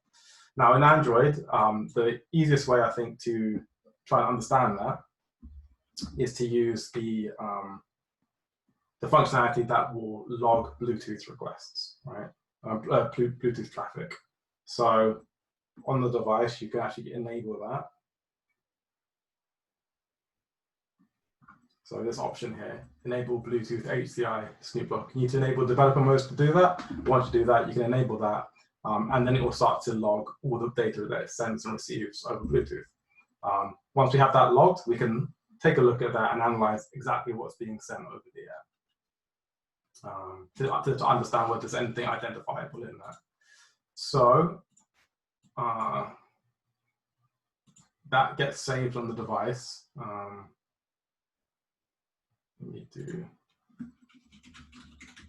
I'm going to get a shell back on the device. So this is now a shell on the phone. Kind of root.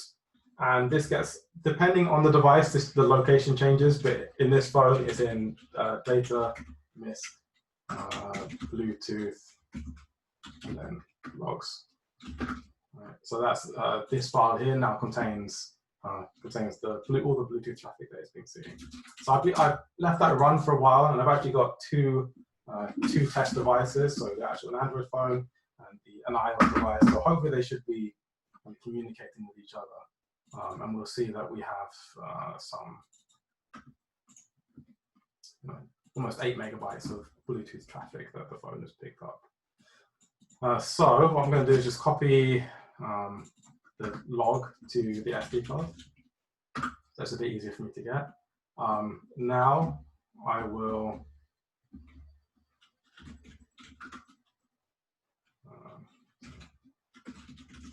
so now we can use ADB pool again to transfer that file from the phone to the computer.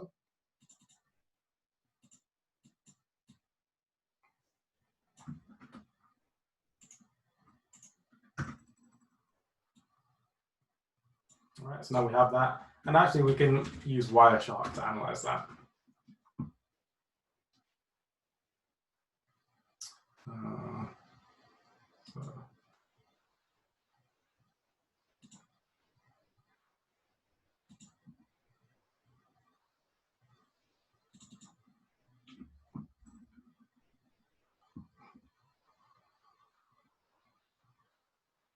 So normally I would, only capture the traffic that I need, but I thought it'd be interesting to have this running for a couple of hours and see exactly what gets sent. So we can see there's a lot of kind of Bluetooth stuff here. A lot of this won't be relevant. A lot of it will just be, as it scans for things. I have Bluetooth devices in my study here, so we're picking up some of that. So we need to firstly analyze this and understand kind of which parts are relevant. I did look at this earlier, so we can filter. Actually look for, so I actually look for read responses here. So as the device communicate, one's going to collect the other, recent data.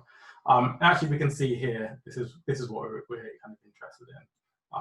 You have to just take my word for that one. But this is the traffic that's being sent between the two test devices. We can see it starts with GB. So actually, something that we can actually do here might be kind of a little bit easier to see things, is we'll apply this as a filter. So we're just going to look at the first 2 bytes. Now what we're basically saying is, look for display to me every Bluetooth packet that starts with GB, as sending data to GB. And reading the documentation, we know that GB is the first thing that is sent. Equals contains.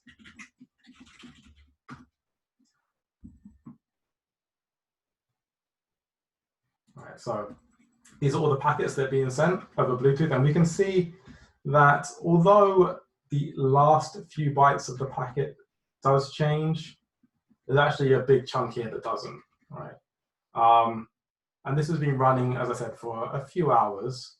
So let's just jump to the last one, I guess the most recent one, and we'll see whether that is still the same. So it does change. How often does it change? We'd have to look at Bluetooth to understand, look at the data more to understand how often it changes. Actually, it could be, yeah, this is all from the same phone. So could it be used for tracking? Yes, actually, in some cases, depending on how often the Bluetooth packets do change.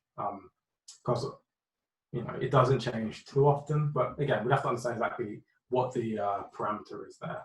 Now, what they say in the documentation, or in the white paper, sorry, is that I believe it changes the public key, which is being sent here, changes every 24 hours. And they do that so that they can say to people, you've been in contact with X number of people in the last 24 hours. Personally, I think that feature isn't really worth the additional risk of tracking. Saying that, to track someone using this method by looking at the Bluetooth packets that are being sent from their phone, would require you to be in kind of, physical, fairly close proximity to them anyway, in which case you could just watch them probably rather than using some, Bluetooth device to track them. Or you'd need to have kind of Bluetooth, Bluetooth devices scattered around the city or something, and you could potentially track someone as they kind of navigate around. Again, at that point, for most people, they probably don't need to worry about that kind of threat. But for some people, it is something that they may need to consider.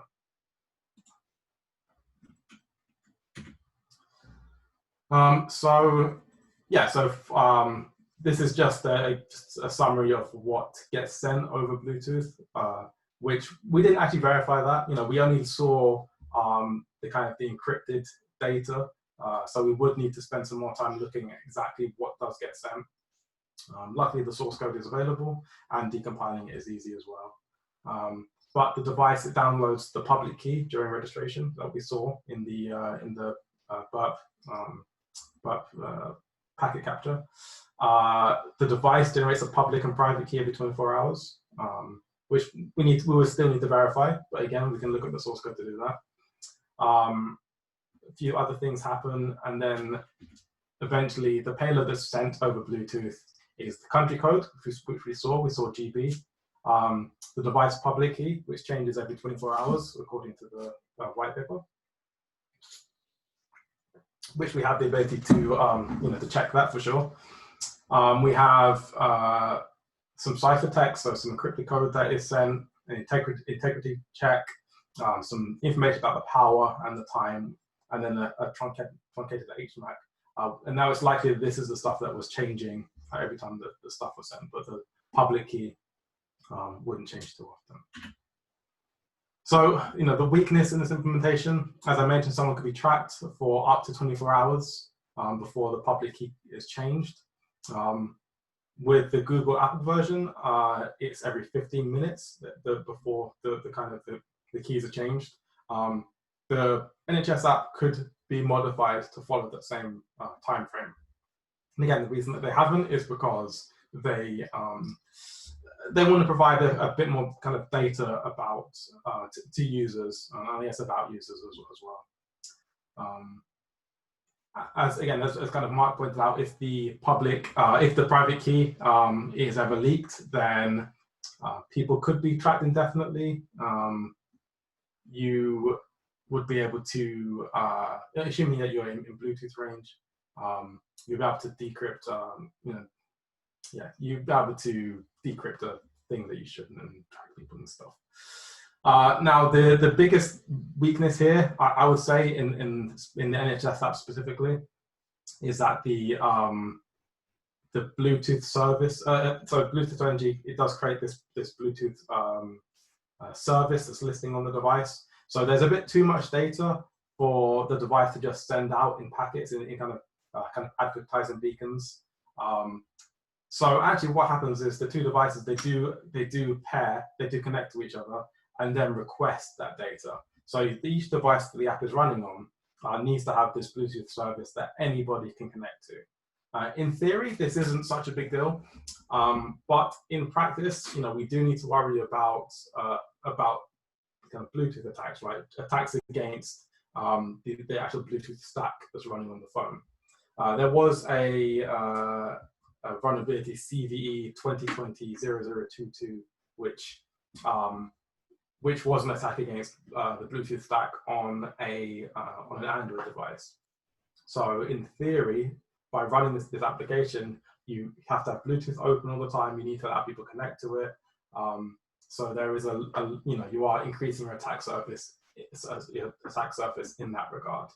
And that's part of what I don't like about the NHS one, the fact that they send a lot of data over Bluetooth, so they can't just use advertising packets or Bluetooth low-energy beacons. Third-party information disclosure. We did actually look at this earlier. Maybe I looked at it a bit too soon, but some of the articles that I read say the apps which are supposed to be pro-privacy use Google Analytics. Now, I didn't see any evidence of Google Analytics in use. I saw Google being used for notification, but not Google Analytics. What we did see though was Microsoft in use for analytics, which was, I don't know why they say this here, but I guess they heard that from someone. They generate private key that's not private. Actually, that's not the case. So in the Bluetooth, in BERT, let's open up again. We do see registration. Oh, where was it? We do see the secret key coming down. I think what they're referring to that here is the fact that there's a secret key being downloaded from the server. But yeah, I think that's maybe not a great name rather than the secret key. Yeah, I remember checking that, Jay, when it came up, and I was like, "Oh, you're kidding me!" No, it's I forget exactly what it is, but it's not what it might be made out to be. Exactly. I think it's the key that's used to encrypt the data that is then later sent to the server. So it's not really like a secret key is in a per device key. It's not a key that's being used to protect the Bluetooth traffic. It's a key that's really just to provide a bit of additional protection when they upload to the server. I think that's what it is, right? It's the key for the secret. Yes, sorry, yes, correct. It's the key to generate that. As opposed to being a secret key. Yeah. Yeah. So yeah, but again, we are seeing these things, but we should be able to analyze those, understand whether this is true rather than taking their word for it. The last thing they say, that link to insecure HTTP resources. So since we have Burp open, let's just take a quick look. I didn't see anything accessing an HTTP resource. We can search the code for HTTP. Hopefully this won't take too long. So they have this here, URL info, HTTP resource, sure. But if we look at the network security config, so this is a file in when you write an Android device, you can say whether you want resources to be able to load only like over HTTP as well as HTTPS and other things about the network connection. And actually what they say is clear text clear text traffic permitted is false. So it won't even send data over HTTP. Interestingly, they do allow it for localhost. I'm not sure why. I imagine this might be for testing purposes. Maybe they had some, I don't know, some server running localhost that was not encrypted, like just HTTP, so they could do some testing and stuff. Not sure why. So the app, in theory, it could send HTTP, so clear text traffic to services running on the localhost. It's probably not much of a risk. So yeah, there's no way the app can send data over HTTP. Again, despite what the article here says. So the question I think that was also brought up a lot was, will this application actually work? So this other article, despite what NCSC imply, the app won't work. Basically, they're saying that when the application becomes a background service, Bluetooth will stop working. So anytime, so you'd have to walk around with the app running for it to actually be useful. So this isn't going to be something that we're looking at here, because this is just a case of them misunderstanding how Android works. Correct, if a service is backgrounded in Android, it won't be able to do this, but it's also this thing called foreground services, and that's what the app uses. So you'll see in the on the app, if I just bring it up quickly. So what I've seen in one of the contact tracing apps, one of the centralized contact tracing apps, is that they not do a full bond, but they do an unauthenticated pairing with any other contact tracing instance, so that it can run even if the app is in the background. So yeah, exactly. But so with Android, you don't even need to do that. It has this foreground service, hence the reason we have a notification up here telling the user that the application is running. Now with that, even though the application is background, the service that is doing the Bluetooth scanning is in the foreground. So it will run kind of, not indefinitely, like it will stop if the device runs out of resources. But assuming that doesn't happen, which, at that point, yeah, you can't really rely on the phone to do anything correctly. So Android, it does start to kill services. But assuming that doesn't happen, this is a foreground service, so therefore this article is wrong. Now, what they do kind of get right is that the iOS version is a little bit different, because there are limitations in iOS. But what happens here, or at least from what I recall, and again, I've not looked at the iOS version since I first started this research, which was like the day it all came out. So out of why my memory is not fantastic. But from what I believe happens is the Android devices, so the iOS devices, they won't allow like continuous scanning and stuff, but the Android devices do. So the Android devices connect to the iOS devices, which will have the service open, and that kind of causes the iOS app to kind of kick off again, and then it can start. So if you're in a crowd that only has iOS users, then there will be this limitation here that I think the devices will stop scanning and stop working. But if there is also Android users there as well, then the Android applications do kind of jumpstart the iOS applications. So an interesting solution, but a bit of a workaround. So the final question is, are these applications safe to use? Are there privacy concerns? Are they safe? Like, maybe. I've not seen anything that's particularly bad. I didn't go into a lot of detail about kind of how those IDs are really used, but what we did see is that nothing particularly sensitive is sent to the server. Nothing is particularly sensitive sent over Bluetooth. The only issue with, like, again, I'm talking about the NHS version. The only issue really is the fact that, in theory, someone could track you for up to 24 hours based on the public key of the Bluetooth, of the public key that's sent over Bluetooth. However, am I worried personally about somebody tracking me using that approach? I don't think so. Again, you need to be fairly close to someone, so therefore, if I'm worried about them scanning Bluetooth things, then they probably can see me anyway. Otherwise, they've got to scatter Bluetooth devices around a location, which they pick up later. Not really worried about that so much. The other concern really is, do we want to give this data to governments or to people? Now, I'm fairly privacy conscious. I turn Bluetooth off when I go out. Anyway, I don't have Wi-Fi on when I'm out and about. I avoid lots of social media when I can. I do like to be fairly privacy conscious, so I won't personally be installing this app. Saying that, that's because I spend a lot of time at home. I'm lucky in that I don't have to go. I don't have to work outside. I can work from home fairly easily. I can isolate very, very easily. So personally, for me, I don't want to take the additional risk. The risk is minor, in my opinion, but I don't want to take it.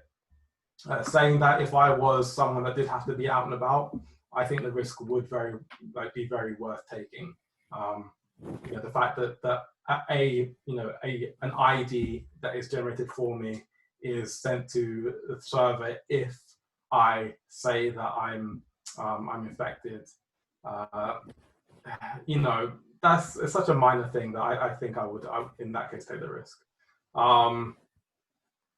If you are particularly worried about tracking as well, again, there is now with this application installed, there is the chance that the governments will develop, a big database of.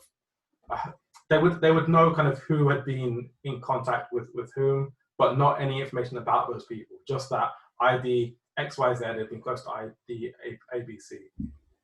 To be honest, I think there's a lot more information that people are putting on social media that the governments would just use anyway. The amount of effort required to kind of de-anonymize that and to try and understand who is who, you'd have to probably take over CCTV cameras and this ID, this person walked past this place here and their ID was this, and we see them on CCTV and we can use facial recognition. That is super unlikely to happen. I think what's easier is people look on your social media and say, okay, you're friends with that person. You get the same information basically just by looking at what people are posting publicly. So I don't think there's anything to really worry about in terms of kind of stalking. But there is a really good GitHub link here that is worth looking at if you're interested, where there is a list of potential weaknesses, and Tim is doing a really good job at kind of bringing everything together to allow people to understand kind of what the risks are around the contact tracing app. And that's it.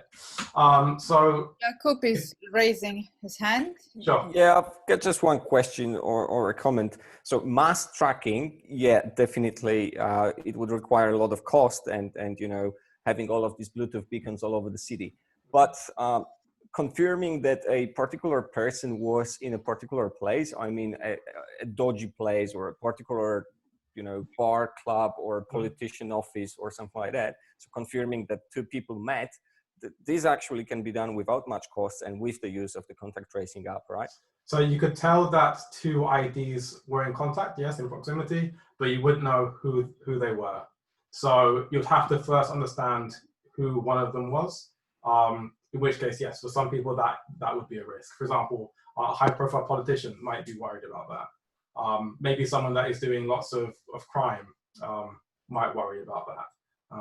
Because, again, in theory, if your phone is seized, there's the potential that could release your public key, in which case you could look at. So, for some people, there is definitely a risk. But I'd say for the majority of people, probably isn't. Mark? It's for that reason. It's for that reason that the Apple Google protocol and DP3T both have their rolling identifiers change more or less synchronized with the Bluetooth random MAC address. MAC address, yeah.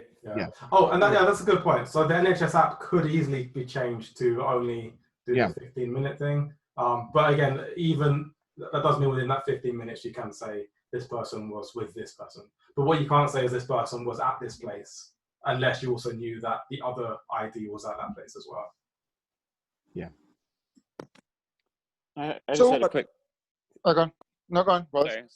So you could confirm, though, the certain times that maybe not the same individual, but the certain times that a location was passed and the number of times that location was passed by being able to record it each time it was passed, correct? So it could be something that if you set up, like basically you could determine this was passed at this time each day if you were to run something long enough like that. So you could do that. Sorry, you could do that with a camera as well. You could have a camera pointing at the crowd and say this place was passed. But what you won't do is know that it was the same person that was there outside of that 24-hour window. So if the same person went there maybe twice a week, you wouldn't be able to know that it was the same ID. So yeah, there is definitely, again, that is the part that kind of would be kind of most dangerous, I guess. But again, for most people, probably not within their kind of their threat model. For politicians, maybe. For high-profile individuals, possibly. But yeah, definitely a risk for sure. If that kind of modeling is of interest, or that kind of threat, those kinds of threats are of interest, then the Gavilli paper that is linked in my slides will be of interest to you. It's about the Apple Google protocol, but a lot of the stuff there actually translates to the other protocols as well, because it's looking at the technology more as a surface than it is looking at it as this particular cryptography in this particular instance. So there are some resources if you are keen to look at this further. I am interested in that. Thank you. Cool. I'll tweet some stuff out, and my slides will be available. So have a look there. There's plenty of links in both of our slides. By the way, it's probably worthwhile mentioning the session that we want to do on Thursday. You can actually open on your browser. Can you open on the browser and go to the site? You can already show it there. I'll let you take the screen back. Actually, no, I'm not easy, so I'm on my iPad at the moment. Let me do it. I have a rule. I don't tend to open up the browser on the recorded chat. Just who knows what's going to be there. Yeah. Client work, of course. A wise man. Yes. Yeah. So a question. Why can't Google, right, or even the mobile phone networks do this with the data they already have? They probably can, to be honest. But there's going to be lots of probably legal things reasons they can't. For the phone networks to do it, they'll have to provide the information to a third party, which I can imagine the headaches in GDPR and stuff, getting all that information, like all those contracts in place to allow them to do that. But yeah, I mean, there are lots of ways that contact tracing could be used. And again, I like cameras as an example. You could even use a camera to do some kind of contact tracing if you had enough cameras dotted around places. You can do this by just monitoring. I mean, Google already have that course location service where they look at the Wi-Fi that's near you.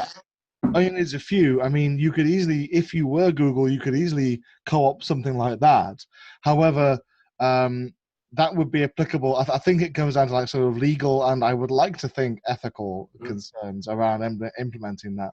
When it comes to the telcos, their location from SS7 using cell tower location isn't as granular as you might think. Like GPS is finer than it, if I remember rightly.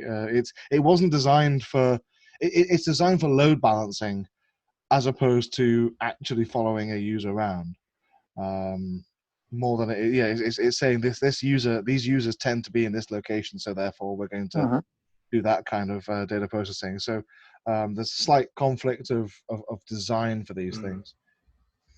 Yeah, but when you look at, this is probably one of those cases where, we kind of escalating these very fast, right? So if you think about it, at the moment, I feel that there's a huge amount of decisions being made with no data. It's like people are freaking guessing, right? And there's a lot of decisions being made with very few data and very few ability to respond or even see, right, those evolutions, right? In that case, right, even if you say, look, the mobile phone network, it's not perfect, it's still better, right? If you look from a cluster point of view, you're still going to see it, right? Like, for example, in my area, like one of the things that was interesting in the beginning of this, one of the things that we were tracking at the company was how many degrees of separation were you of somebody? Like, do you know somebody who knows somebody who's being infected, right? Because even that simple question shows you how far away you are from it. So the thing that's kind of really exploded in our understanding of social network has been social networks themselves, the technology, the Twitters and Facebooks and that kind of thing. Yeah. Social media utilizing that, so the overall social network has really shown how close we are in many respects. But don't forget, like, there's also a lot we just don't know about this virus at all. Like, it's called novel coronavirus, or it was called novel coronavirus for a reason. We thought that up until about a couple of weeks ago that it was a lung disease. Turns out it might actually be a vascular disease. Yeah.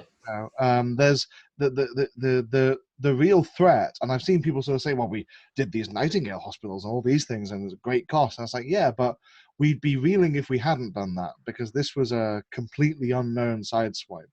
So we're into many, many unknowns here in terms of tech and science, all sorts of things. Yeah, which is why, the idea that the more data you have in a way, in fact, the more data, ideally in an anonymous way, the more you can start to understand, right? Even the patient's movement, right? Even the propagation clusters. Have you seen any good analysis on that propagation? On when we talk about the R and all that jazz, how many people get infected? Have you seen good analysis of actually how does the propagation occurs? If you look at the epidemiology papers that came out of the BBC 2018 pandemic thing, that was the last, aside from anything we might make now for contact tracing IRL, that was the last actually large data set that we actually had, and it was the largest to date. We actually had remarkably little data for like active contact tracing up until the BBC and a load of scientists at UCL got together. Hannah Fry did the maths for that, I think, and the Cambridge team, epidemiology team, led by Professor, what was her name? I can't remember her name, sorry. But they did a lot of work. It was for a TV program, that's why the BBC made it. But the output of that in 2019 was quite a few papers that were really interesting to look at, like how close do we actually get to people, and how many people do we actually bump into physically in a day, and how does that vary between London, Manchester, Leeds, Glasgow, wherever. Yeah, but the question here, right, is, surely by now we have enough infections, right? It's like, if I think of this between, a system and a network that is being compromised and being infected, right?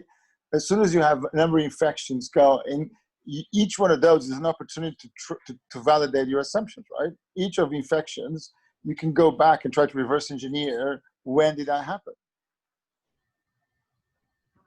I think you could try, but bear in mind at that point you're dealing with private data sets. So you need to marry up the Facebook data set with the Google data set with the Twitter data set, and you have a data science there. Which is why I think these apps have sprung up as specialized instances where they're just dealing with contact, as opposed to trying to... So this might be an obvious question, but do you have any data that this actually works? Contact tracing apps? South Korea and China. That's the current examples that are used most popularly. They have mitigated many problems that other countries haven't mitigated. And the apps are often credited as being a significant part of that. Some people will lead you to believe that actually it's all the apps. Clearly it's the technology. And I'd like to say to those people, well, I mean, that and possibly the fact that the last two major bad coronaviruses that came out, SARS and MERS, both affected Southeast Asian countries. So that might also have something to do with the fact that they're more prepared for it because they're expecting it more. Also, I think like more aggressive use of it, right? There are so many people here that just won't install the app, the UK one. So, even if they do work, it might not work if enough people are using it. But I do also kind of agree with questioning it. Even though it will technically work, it does technically work. It does contact tracing. Whether it will have an impact on COVID or not, I guess we don't know. Yeah, but look, I go back to, I just found it so when I was reading about that article about, the way the Chinese did, right? Basically, the headline here is that, they hired 9,000 contact tracers, right? That's what they did in Wuhan, right? So this is actually humans doing the contact tracing, right? You applying human, knowledge, human kind of common sense, and following it up, right? So that's how it's been done traditionally. And what you're trying to do here is utilize a ubiquitous technology that we all have, a smartphone, to see if you can take off some of the weight of that so that it will support those activities. Well, I know that. I'm saying that, do we have data that support that? Oh, pass. But I think Singapore and India had this problem that not enough people installed the application, so they actually want to make it obligatory to install the application. But at the same time, there is no, I tried to find it, there is no public data on how many actual COVID cases were found using contact tracing applications. Yeah, I think one of the issues is that, as much as you know, it's so unknown at the moment. We don't even know really like how many people even have it, how quickly it's spreading, what the death rate is. That all the numbers we're hearing are so reliant on interpretation. So yeah, I think there isn't really any data because it's such a new thing. But I mean, we do know that contact tracing does work, but whether these apps will help. Yeah, that was my question, right? The question is, look, realistically, right? It's, is this one of those areas, or that it will work, or is this a piece of the puzzle that then you need to take into account that this needs to be seen as piece of the puzzle, not as the solution, or a situation where when that kicks in, then you drop or you have some extra privacy requirements, or look, put it this way, like, the bottom line is this is a health situation, right? Like, there's absolutely a moral, validity to say for the individuals affected, right, for that moment in time, right, your privacy is affected. Although, privacy is always substantial because, as long as it's not shared with a certain group, right, it's the same thing, right? It's more, it is interesting because the other thing is Google will know, right? So first of all, if you had access to Google's data sets, you could answer this question. Because if you look at look at the simple example of the like we talk about, the metadata that gets pushed from Google from my phone, right, for traffic, right? So my phone broadcasts where I am, the speed I'm traveling, so they can calculate the traffic, right, based on the data that I broadcast on my phone. Absolutely. So the issue with all of these sort of can we use existing data sets is that none of the existing data sets are fine enough to actually do the contact tracing. If you're 2 meters apart from people, so if you take GPS, for example, like GPS is accurate to within 6 feet. So we want to measure 6 feet, which is a problem. So you can have, so a 6 foot bubble here and a 6 foot bubble here. You can be anywhere in those 2 bubbles. So you can be next to each other, or you can be 4 meters apart, 12 feet apart, and you get the same result. Okay, it's statistical and you do all some maths and you do some stuff to even it out. But the current tech isn't really built for that kind of, so next gen GPS is, because that's like ultra accurate because it's got extra decimal places in the clock signals, as I understand. But the current GPS or current kind of location services have never really had to be that granular. They just need to know that there's enough people on the road. It assumes that the car is on the road. It assumes that if it gets a reading that it's on the pavement, that the bus or the car or the whatever isn't actually on the pavement. It snaps it to, well, it was on the road. So there's yeah, but that's error correction, right? Which is cool, right? But and remember, like, you have the same thing with a human, right? You will assume that if I'm crossing from A to B, I'm not going to be in the middle of the road. I'm going to be in the sidewalk, right?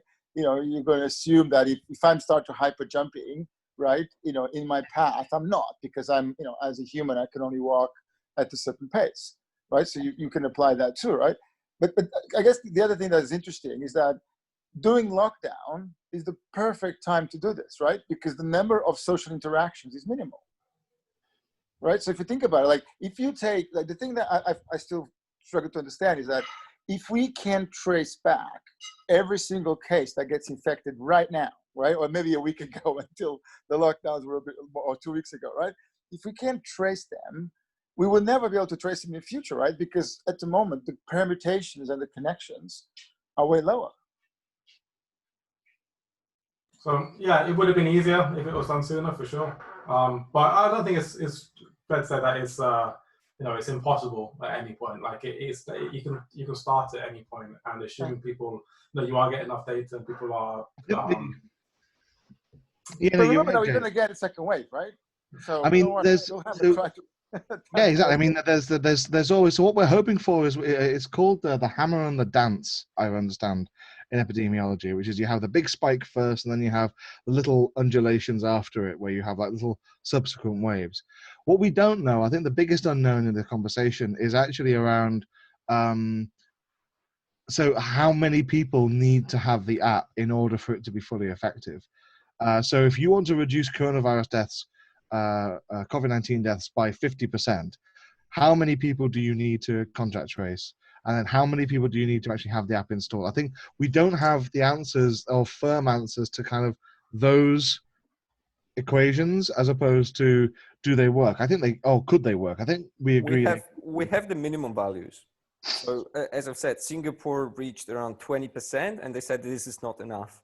So true, yeah. And so think about it, 20% is already a high number when it comes to installations. Yeah, absolutely. 20% of 100 million people, there you go. 20 million people already you're asking for. Yeah, the thing with contact tracing apps is that the cost to implement them is low enough. I mean, that's probably few $1 million per country. It's low enough that it's worth a try. Yeah, I would agree. Yeah. I think that there is a lot of wasted money. I mean, this is going a bit off the tech side of things, but I think there's a lot of wasted money with these. There are so many. And I do agree that the data is already there being collected for other reasons that, might have maybe not be as accurate as of what's been developed. But when you look at the cost benefit, maybe you can get 80% of the way there, which may be good enough. But then there is the privacy issues, there is the legal issues of using this data. So is there any model that you see, the apps where they made it in a way that they can actually publish the data? Well, the Apple, Google one, they the point is that everything that's collected is kind of pushed out to the network. It's decentralized. So all the data, So in that model, all the data is public, right? Except the individual connections, right? All the data is public because it just says this person is infected. Maybe it's not fair to say all data is public. The data about who's infected is public. So the keys of the infected are made public. However, no location data and no idea of who they saw. Yeah. If you wanted, it comes down to: do you want to do it? You said it very, very well, Jay. Are you doing it for people, or are you doing it from people? And that's a really important thing. Apple, Google is people volunteering information. So everyone does contact tracing as default, and then people volunteer themselves to say, I've got a diagnosis and I'm going to publish my information. The other way around is the NHS app, where it's brilliant for epidemiology. If you wanted to be an epidemiologist, you'd want to be in the UK right now with that app, because assuming it reaches a kind of a critical mass, you'd have the ability to very easily track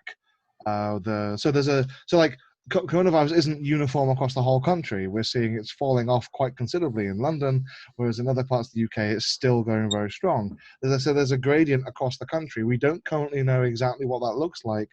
This might help work out what that gradient kind of has as its shape. There's lots of gaps, lots of unknowns, which is why, again, the cost-benefit analysis of these apps makes sense. Go on. I was just going to say, what's pretty wild to me is that in the U.S. we had the census, then we had lockdowns, and then from there the contact tracing. I mean, it's pretty wild. Everything's kind of put together there for them nice and neatly. And you know what? I part of me loves the idea of everything being public for everyone. Absolutely love it. I'd love to look at someone like, oh, I know your name, your age, I know where you went to school, because it'd be useful for me. I'm really bad with faces. I'm really bad at remembering where I met someone. It would help so much. However, is that a world that I really do want to live in? Like, that data would be so easy to exploit, and that probably isn't worth just for me to be able to know who I'm speaking to when I've met him for the 5th time. But if you look at it from a security, let's go back to security, right? One of the best security models is when you don't have assets, right? Like, basically, it's the more you can anonymize and the more you can create data sets that can't be tracked back, right, to individuals or to particular places, right? Sort of places, but to behaviors and so individuals, then that's good, right? Now, what I feel is an interesting point is that we are making a lot of decisions. In fact, a lot of economical, social, right, political, right, decisions based on not understanding the propagation of the virus, right? And the reality is, like you just mentioned, like London, the rates are coming down, right? But we should have close to real-time data of knowing how is that happening, right? In fact, we should be able to see the cases coming, right? Because take, for example, a scenario that at the moment, there is nobody infected in London, right? Let's say for a particular case, there's nobody infected and everybody's infected is in isolation. Then you should be able to see the next wave of infections coming, right? Because you should be able to see if who's infected, gives that data is shared, right? Then we should start to see those clusters. Because if you look at this, the biggest impact that I think you can have here is to allow normality to go back at places where it makes sense. Because if we don't get this right, you're gonna keep going back to these massive lockdowns, which are massively damaging, right? And if you think about it, the lockdown is a failure of data. The only reason we need lockdown is because there was no good data to say you do full lockdown in London, you do half lockdown here. Newcastle cannot, doesn't need to lock down because there's no cases there. Cornwall, you guys continue to do everything because nobody's there, right? Mm-hmm. And doesn't matter, right? Or the other way around, Cornwall, you're going to shut you down off the rest of the UK because, it's like when I was dealing with virus outbreaks, right? We had protocols for when to shut down the country, right? We had. So I totally agree with you, which is actually, Ian, like one of the kind of reasons why I want to give a talk like this, because I've seen so much kind of incorrect information in the media about how this app works and what it does and what the risks are. And actually, I think we do need people saying, well, actually, you know what? The risk to me of catching COVID is a lot higher than somebody dotting Bluetooth trackers around the city trying to track where I'm walking. That's not really a risk I'm worried about. But actually, so I did see, I saw a tweet from someone saying they'd rather die than install the app. Why? Well, that could probably happen if you, unfortunately. I think the biggest issue here is that it is a novel virus, and it is like, it's not that we just don't have good data. We didn't have any data before December. There's the Lancet have made all of their papers free for access when it comes to COVID-19 research, and some of the stuff we're finding out now that would have been really good to know about 3 months ago, like the fact that it's less of a it's got certain effects on vascular systems and all. I saw that. It was really interesting. Yeah. So it's like sort of like if we'd known that, we would have had a better treatment for it. We wouldn't have gone down certain rabbit holes that maybe we could have avoided. But this is the whole thing, and I think that we are scrambling for data, and this is these apps they are part and parcel of that scramble, because we kind of need to know, as everyone kind of alluded, what's going to happen. We are so used to, we can predict flu very well. Why? Because we know the mortality rate of flu. We know the epidemiology of flu. We know how it diagnoses. We know how it transmits. We know what happens. We know how long it survives on surfaces. All this stuff, because we've had flu for centuries.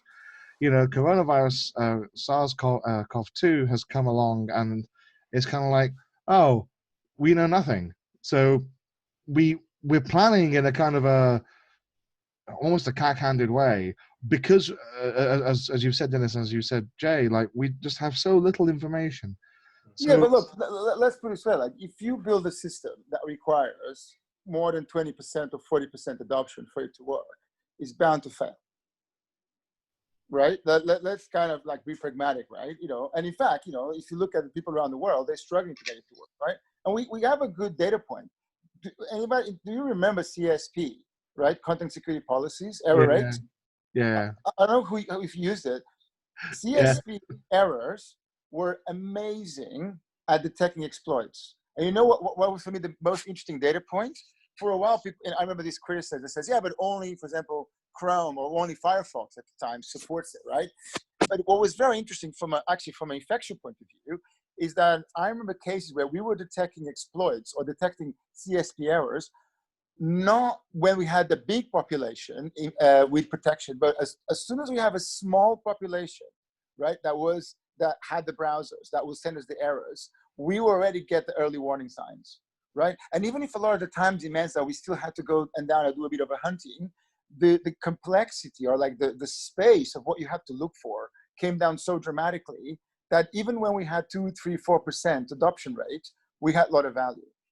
So if you think about it, like, I feel that these kind of apps, if you don't design it in a way that as soon as you got a cluster, right, installed in one place, you get value, it almost doesn't have the virus, almost like, you know, excuse the pun, but the virus propagation capability of the app, right? But the thing is that, so the way you would build it, if just speaking hypothetically, the way you would build it if you wanted to do that kind of tracing where you only need a few data points, would be the way to build it the way they did for the BBC Pandemic app, which was, you know, very, very different. What happened there was the unique IDs were geo-tracked. So they used GPS and they used all these location services, and they tracked people's locations very accurately as they could. But of course, it's one of those things like, okay, I say that there's sort of, you know, worries in these bubbles and things, but ultimately, if you take the average over a lot of data points, then you're going to get a much better data point, right? So you could absolutely build an app that would be, it just tracks your location all the time, and it monitors, you know, sort of health signs, and then when you have a diagnosis, immediately it can find all the user IDs that you were near because it's got this huge, great wealth of data. Well, that would be way more effective, right? And you could add, look, you could add privacy to say, don't track within my neighborhood, don't track within these regions, don't track within these hours, right? But even like the example was saying that track it when I go on a tube, right? Just have something that is broadcasting all the places that particular human with that particular phone was in a place, so you can connect the dots. Then I think what's interesting is, I don't think the real advantage here is for the person. I think the real advantage here is for policymakers that need to make decisions on where to lock down and where to invest, or even where to test, right? Well, with the apps as they work now, they don't give you that information, right? So it kind of is for, firstly, just building up these kind of proximity graphs. But again, it doesn't tell you about locations. And also to try and to slow the spread of the virus. So I do agree there would be better approaches, more effective approaches, but then you'd have to deal with the fact that you are collecting more data, and there is more responsibility that goes with that. Like, how do you store it? Who's available? Isn't it like this? If you wanted to maximize the adoption rate and make it the most out of the contact tracing applications, wouldn't you want to make like a completely decentralized solution, privacy preserving, and, you know, so that people are sure that this is not collecting too much data, that it can never be maliciously deployed into Google Store, a new version of the application that actually tracks people?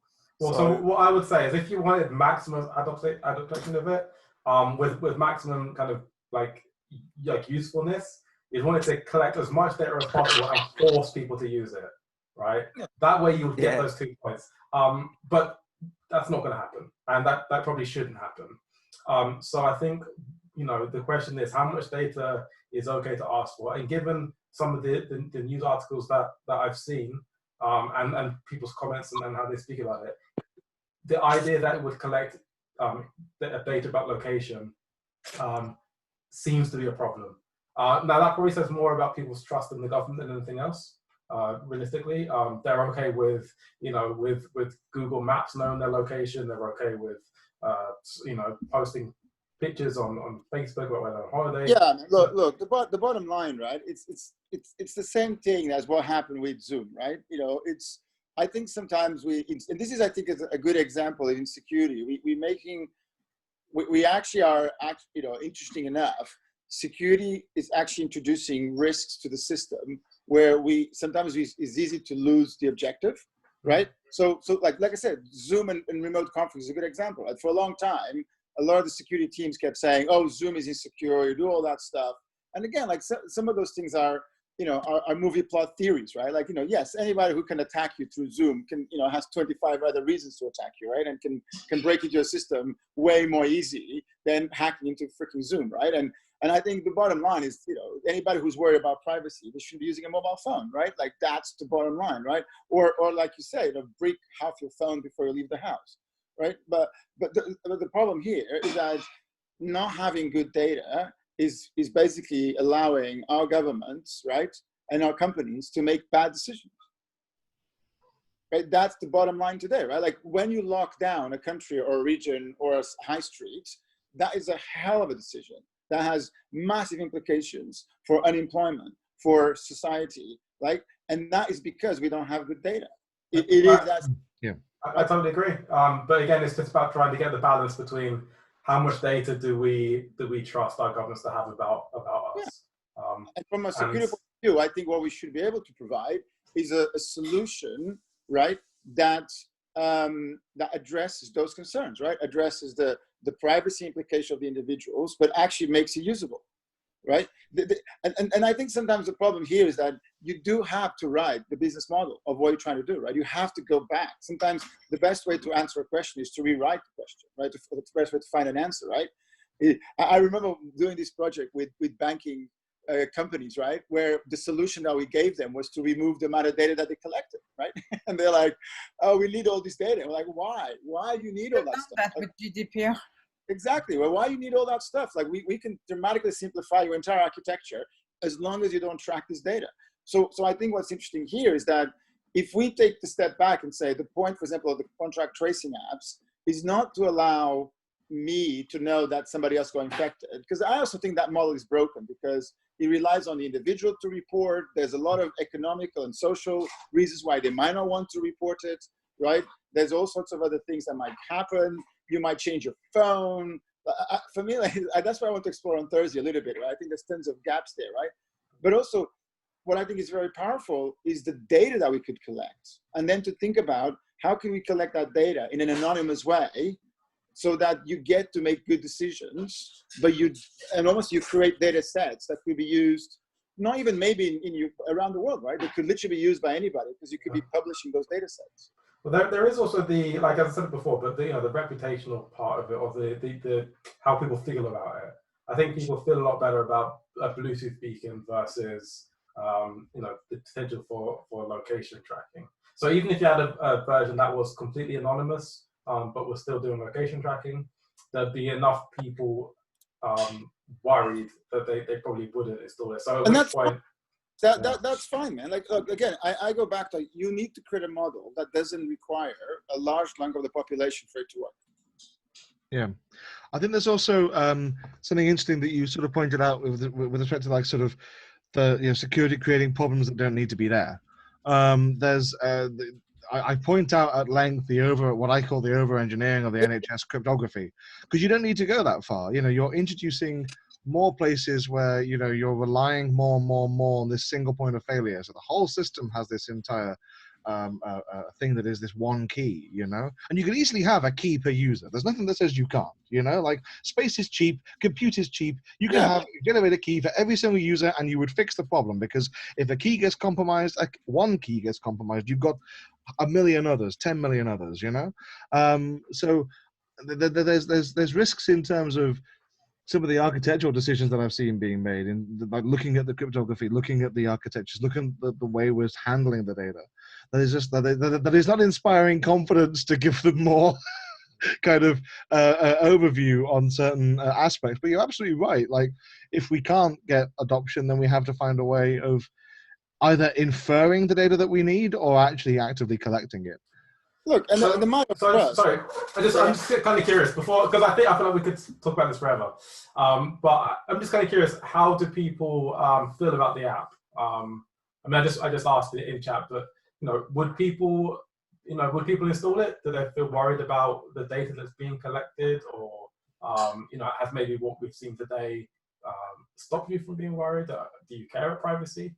I'm just kind of curious what people, if anyone has any thoughts. I'm a bit cautious about it being centralized. So if I had the option, I would go with my iOS Apple one. But if I had to use it, I would use it because it's for the better good. I think that's pretty reasonable. I have Alexa installed. Does that answer your question? Okay. Yeah, I mean, that's another good example. Alexa, buy a doll's house. Yeah. No, Alexa, stop. Fantastic. The other problem is how one solutions integrate with the solutions from another countries. So if you have a centralized solution from NHS in UK, then anybody other who comes from, let's say, Germany, Poland, or France that are using, for example, DP3T or the Google and application exposure notification, it will not work together, right? Well, so it's interesting. Sorry, Mark, go ahead. I was going to say, so the interesting part from my point of view is that only one of the protocols I've read has like a big section on this. The BlueTrace protocol has like a whole section of their white paper where they talk about how are health authorities going to share data. So how you generate keys that allow you to then take the data blocks and move them over. And they've really put a lot of thought to that. And that makes sense when you look at the geography of countries like Singapore and Southeast Asia in general, where you have quite long borders that sort of are quite permeable. So it makes perfect sense to have an app with a protocol that lets you share data. But I feel that that's probably, and this is just sort of intuition, but I feel that that's more out of the situation of the people who made it. I think you could make certainly the D3PT and the Google Apple apps work and interoperate. But I don't know about the other. The NHS one, no, you'd never know. That's for British data only. What's interesting about that is they do have that field for country code. So GB, that it's hard coded in the app at the moment. Yeah. But it shows that they have a little thought about it. I think it's unlikely they're going to get people from other countries all installing the NHS app. And yeah, I don't think they've really thought about how they're going to interact. Have you guys looked at the NHS data sharing practices? Because the NHS had some amazing work done. I think they call it like data saves lives, about the idea of having, basically this simple question: how do you share data with your GP, right? Yeah. How do you share data between the multiple systems, multiple providers, and where is the source of data? And this fits, I think, into that one, right? This is about sharing medical data, right? Fundamentally. Absolutely, and this is there's been a huge push as GDPR was coming in. So data protection came out of the Caldecott report, which was an old thing to do with, and I started out in the NHS, so I know too much about this kind of thing. But yeah, so like there was a huge push when TPP were taking on System 1, which is the nationalized NHS kind of data system, about how do you actually handle data properly, and they came up with a load of things. The thing that struck me is that that seems to have gone right out the window with this app. Like, this is just whatever. But putting that to one side, like, I think that we do have like protocols and we do have ways of handling this data. Mm-hmm. I just think we need to be. I think there's a. I don't know what it is. Maybe it's a lack of honesty to someone, to themselves. Sort of that this is what they're handling. I think there's someone's not quite realized. Let's use this summit to do that, right? Like, if out of this summit comes a number of recommendations. In fact, look, if you think about it, like, the power here is that we can use the next 2 weeks to come up with ideas that we can then try to get the key players in a summit session where we present that to them, right? Like that's the way to do it, right? The way to do it is let's use the sessions that we can have now, these kind of training sessions, threat modeling, brainstorming sessions, to come up with ideas of what we think will be a good solution, right? And also looking at the existing ones that can be improved, and then try to get the people from the NHS, the government, the players, Google, those guys, on the same room, right? And say, look, here is what we think, right? Yeah. Sounds like a plan. That's a plan. Cool. All right. We'll see you guys on Thursday. We need to jump. I think, Dida, we need to jump into the other one. Yes, I know. This is Mark is brilliant. waiting for us. This is really brilliant. All right, Thank you very much for having us. No, thank you. You're both awesome. And thank That's you, right, Jay, everyone. for agreeing to co-present with me. Thank you. Always a pleasure. Thank you for doing the hard parts, Mark.